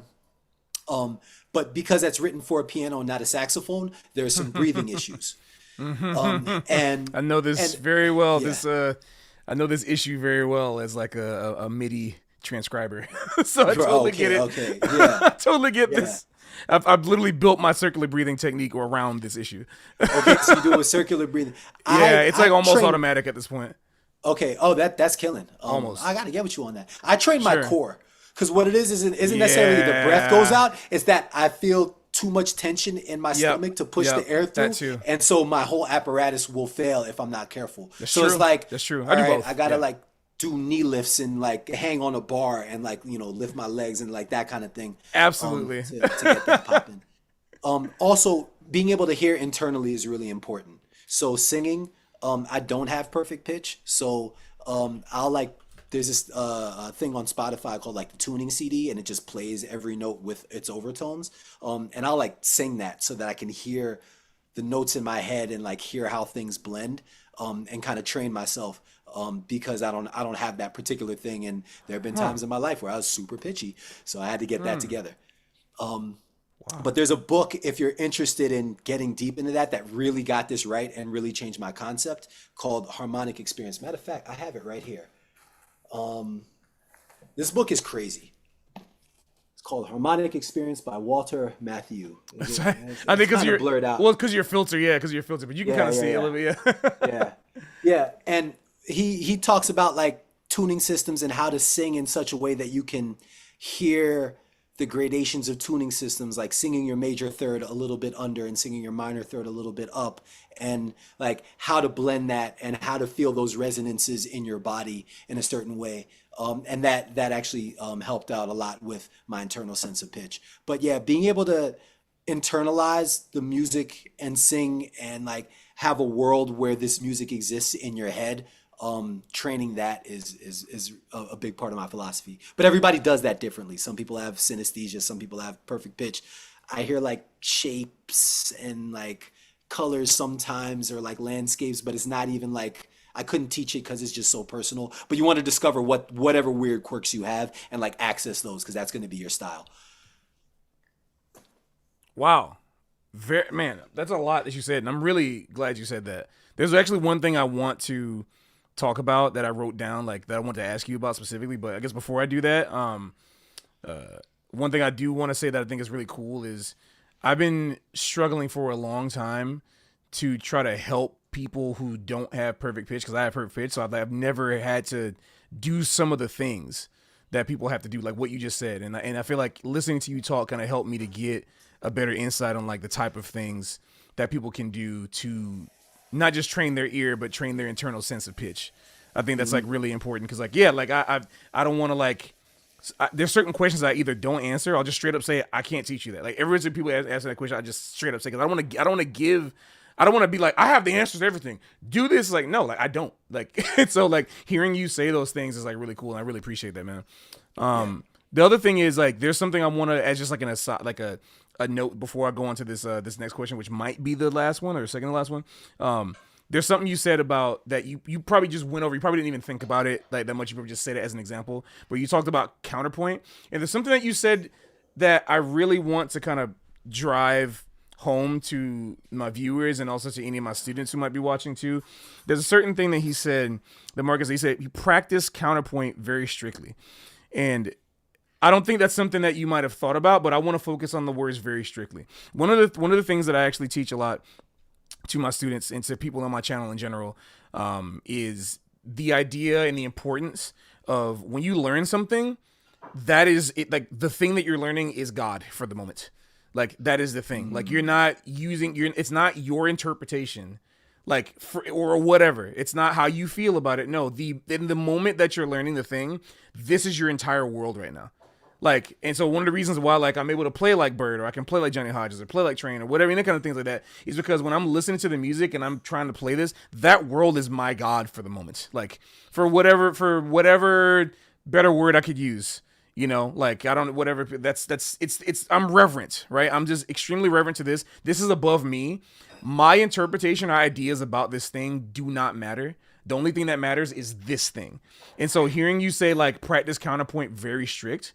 And again, this might not have been how you were thinking specifically, but I like that you said very strictly because what that means to me, and correct me if I'm wrong, but what that means to me is, there were rules that you have to follow in first species counterpoint, Cantus firmus, and it's SATB core writing. There's like you have to follow those rules. And if you're gonna do like if you're gonna like you can't resolve two perfect fifths, whatever, like parallel fifths. You can't like that. You got to make sure and if you have to resolve to an authentic cadence or a perfect authentic cadence, whatever, you must follow that. You must understand what the focal point is of the melody. Don't go above that. Like things like that, right? These are all rules you have to learn, and you don't get as much out of this if you're only doing things the way you know how to do them. Like if Right. you're only being like, yeah, like this is counterpoint, but like I went to church. I'm gonna do it like, you know what I'm saying? Like I'm gonna put this note here and it's like, yeah, like if you only, if your goal is just to do whatever you want, then you can do whatever you want. But I think there's, I just want to like actually say and point out like something that you said I think is very important. The fact that like the process of learning is yielding to the new information. Like yielding your entire brain to being shaped by the new thing coming in. And I think a lot of people have problems with that because there's this kind of narrative in jazz that like jazz is kind of like whatever you want. This is kind of like, hey, classical is strict, jazz is fun. Like that's kind of the type of idea people have. And so they tend to like treat learning other types of music as like a kind of a free for all, as opposed to like, you know, like, hey, like you should treat everything that you're learning, right? Like, because again, somebody's saying like, hey, like I'm 20 years old, and I just put out a video earlier this week, and one that we talked about earlier about like, you know, like if you're learning late in the game, one of the things that's hard to do is shutting off your internal sense of what you think is correct and what you think is like the right thing or the good thing. And it seems like you, like particularly in your training, the thing that I think there's a difference between people like you and also like Irwin or any of these other people that like I consider y'all my big brothers. Y'all like my big brothers in the scene. Like that's how because like I looked up when I was coming out the smalls like 2011, 2012 and stuff. I was seeing all y'all. I'm just like, oh yeah, like dang, these the cats, you know. But the thing that I got the most from y'all is how like I thought y'all was so cool specifically because you wouldn't turn your nose up at stuff. Like it was just like, no matter where you were, like we'd be in a place, y'all, for all we know, y'all could have just been doing whatever the heck y'all want and not caring. Y'all in y'all 30s and I was like 18, 20, whatever. And y'all could have just been looking down at everything. But like, you didn't. You were just like, yeah, like somebody asked you, what you practicing? Yeah, man, I'm really like into this kind of thing. And it might be some trivial beginner thing, like whatever. Like I want to learn how to like, I'm not boiling water efficiently. Like I'm trying to like get the basics of boil, whatever. Like it's not beneath, like you're in that world and that real. And I think one of the things that's hard for me to like, teach a lot of these like students who might be even older or wherever is like the humility of the information. Like this information that you're learning must be sovereign, and you can't, the reason why there's no shortcuts is because people like try to think like, hey, can I do this in my way? And it's like, you can't really do it in your way. You have to do it like this to learn, which is actually kind of one of the reasons why I was not that good at math in high school. It's like I'm just being honest. I have to be honest with people. Bro, I was like, I got the pre-calculus, and I was so checked out because I was trying to improvise the math. I guess I don't know. I don't know, but bro, I'll be looking at this. I'm like, this ain't geometry no more, bro. This ain't algebra, man. But the point is that as I got, I feel like now that I'm in my 30s, I'm a much better student. I don't know if my brain can handle it, but I'll be much more receptive to the information right now, you know, because I understand the what's the word? The importance of being reverent to the information that I'm learning, you know. That was exactly what happened when I started studying with the classical cat. He comes from, I mentioned her earlier, the lineage of Nadia Boulanger. He studied with one of Nadia Boulanger's great students, and he was extremely reverent to the fact that, to the point that he studied with his teacher, who was he studied with his teacher for about 12 years and wouldn't finish with an exercise until he got Nadia's answer. Not even an answer that followed the rules. It had to be Nadia's answer. And his answers to, I think it's like Thomas Dubois' book on harmony and counterpoint, like the French textbook on harmony and counterpoint from the French Conservatory. Like all of his answers are archived in like the Juilliard Library as like one of the few written records of what Nadia taught. Because her stuff was all just like, you did it in her salon, but she didn't put out a book or anything. And the way he taught was we had to analyze a lot of Bach. And it wasn't just like follow the rules. It was like, can you make this sound like Bach? And it's like, how close can you get to that? Yes. And that was the task, to the point that, you know, to get through his basic program, you had to write a collection of preludes and fugues in the style of Bach in various keys on themes that he would give you. Very similar to like the Prix de Rome kind of thing, where it's like, here's a theme, write a fugue on this theme, and you had to like do that, and it was grueling. He made me early on. We had to sit. I love this, man. First lesson, he's like, all right, what do you bring to this? We just talked, and he's like, what are you bringing musically to this space? It's like, I could play the saxophone really well, and I could get people really hype when I play the saxophone. Like people like to, you know, get crazy if I play well. He's like, okay, that's great. Next, he's like, your assignment is you have to write down all of your major and minor scales. I'm like, are you serious? I know all of those. It's like that. This is the lesson. This is the way that you learn. You have to write down all your major and minor scales. All right, cool, done. Next lesson, I'm thinking, all right, cool. This is gonna be this easy, man. I'm gonna be nice. He's like, all right, piano, four clefs. For you, we're gonna do treble clef, alto clef, tenor clef, bass clef. I need you to be able to read on four clefs. I don't play piano. So it's like all the exercises, you're going to have to play them. And if I give you something, you have to read it. I struggled so mightily with it.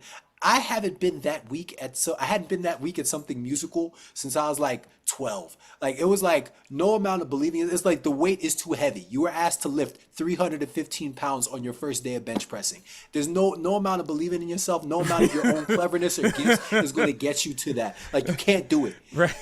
And I had to break myself against that. I never got to a point of mastery of that, but I got to the point where I would just practice the exercises that I knew over and over. I'm more of a memorizer and adherer than a reader, so I just play it until I could play it. I would actually just be playing it from memory, but I'd be looking at the page and trying to transfer the information. But I've had to do exercises for about 2 years like that.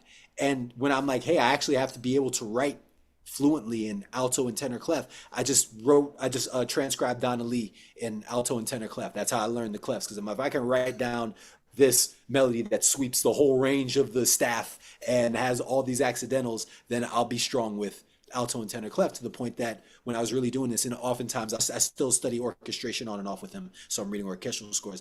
I'm fast from having done that, and that's the level of rigor, like I was talking about, like piano accompaniment, like that's the rigor. That was the level that was expected. That wasn't even special. Now we're creative and we're a little bit divorced from the rigor of that tradition and what that rigor has to offer us. Yep. In favor of everybody being able to participate and think your own way. So. Man, brilliant. I have to apologize because I think this little aside took up the question space from somebody else. So I'm sorry for you guys for that, but I couldn't get that out of my head, and I hope that the little blurb that Marcus just gave you was as fulfilling and important for you as it was for me. But like, Marcus has to go, and we're also going to the 10 o'clock, the 3 hour mark, which, as you guys know, we always do 3 hours here on the stream. So before we go, I just want to say, man, like, thank you, bro. Like, this is such a, it's really wild. I haven't had anything like this on my channel before, and a conversation like this is also just like really, really important for me. Because like getting to hear all the stuff that you said, I mean, we kind of went back and forth on like a lot of different things, and there was even some moments in here where like I was really getting challenged in a way that like I feel like I can feel in my body, like if this was a conversation we had like 10 years ago with you, I would not be prepared. I can feel it. I can feel like the types of things that I remember you talking to me about, I like absorbed it more than I comprehended it. And now I think, through my journey processing, over the past 10 years, I'm starting to actually be able to process a little more. And I'm starting to see like where gaps in my logic are. I'm starting to see like things that like I've been proven right on, which is like crazy, or like, and vice versa the other way. I'm just like, when we had the conversations about career in music, the commerce, all things, it's just been a really awesome conversation. And I think like based on the pre-vac I got in the chat, and that we've been consistently above 120, at least 125 viewers the entire time. I can say that this is a really well worth it thing for everybody, and I just can't thank you enough, bro.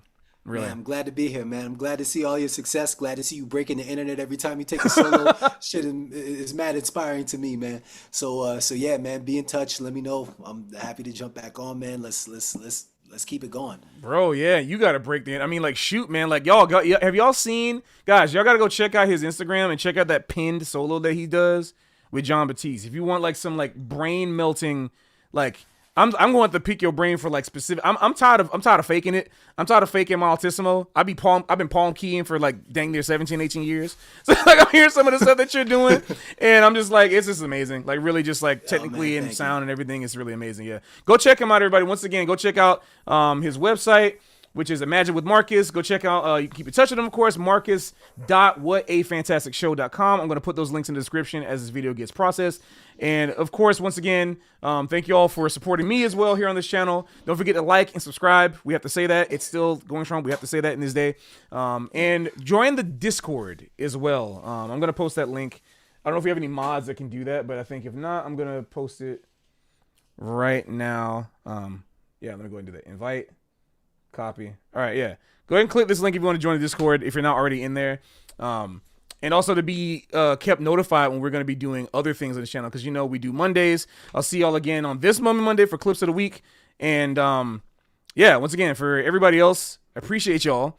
Thank you for tuning in. This has been a conversation, AI and music, a conversation about the future. We kind of went to a whole bunch of different conversations as well, but they're all relating to the whole thing that we're talking about, which is what should we do and how should we think? And I hope you all had a lot of stuff to think about. But with that being said, thank you, everybody. Have a great night. And yeah, we'll see y'all in the future. See ya. Yeah.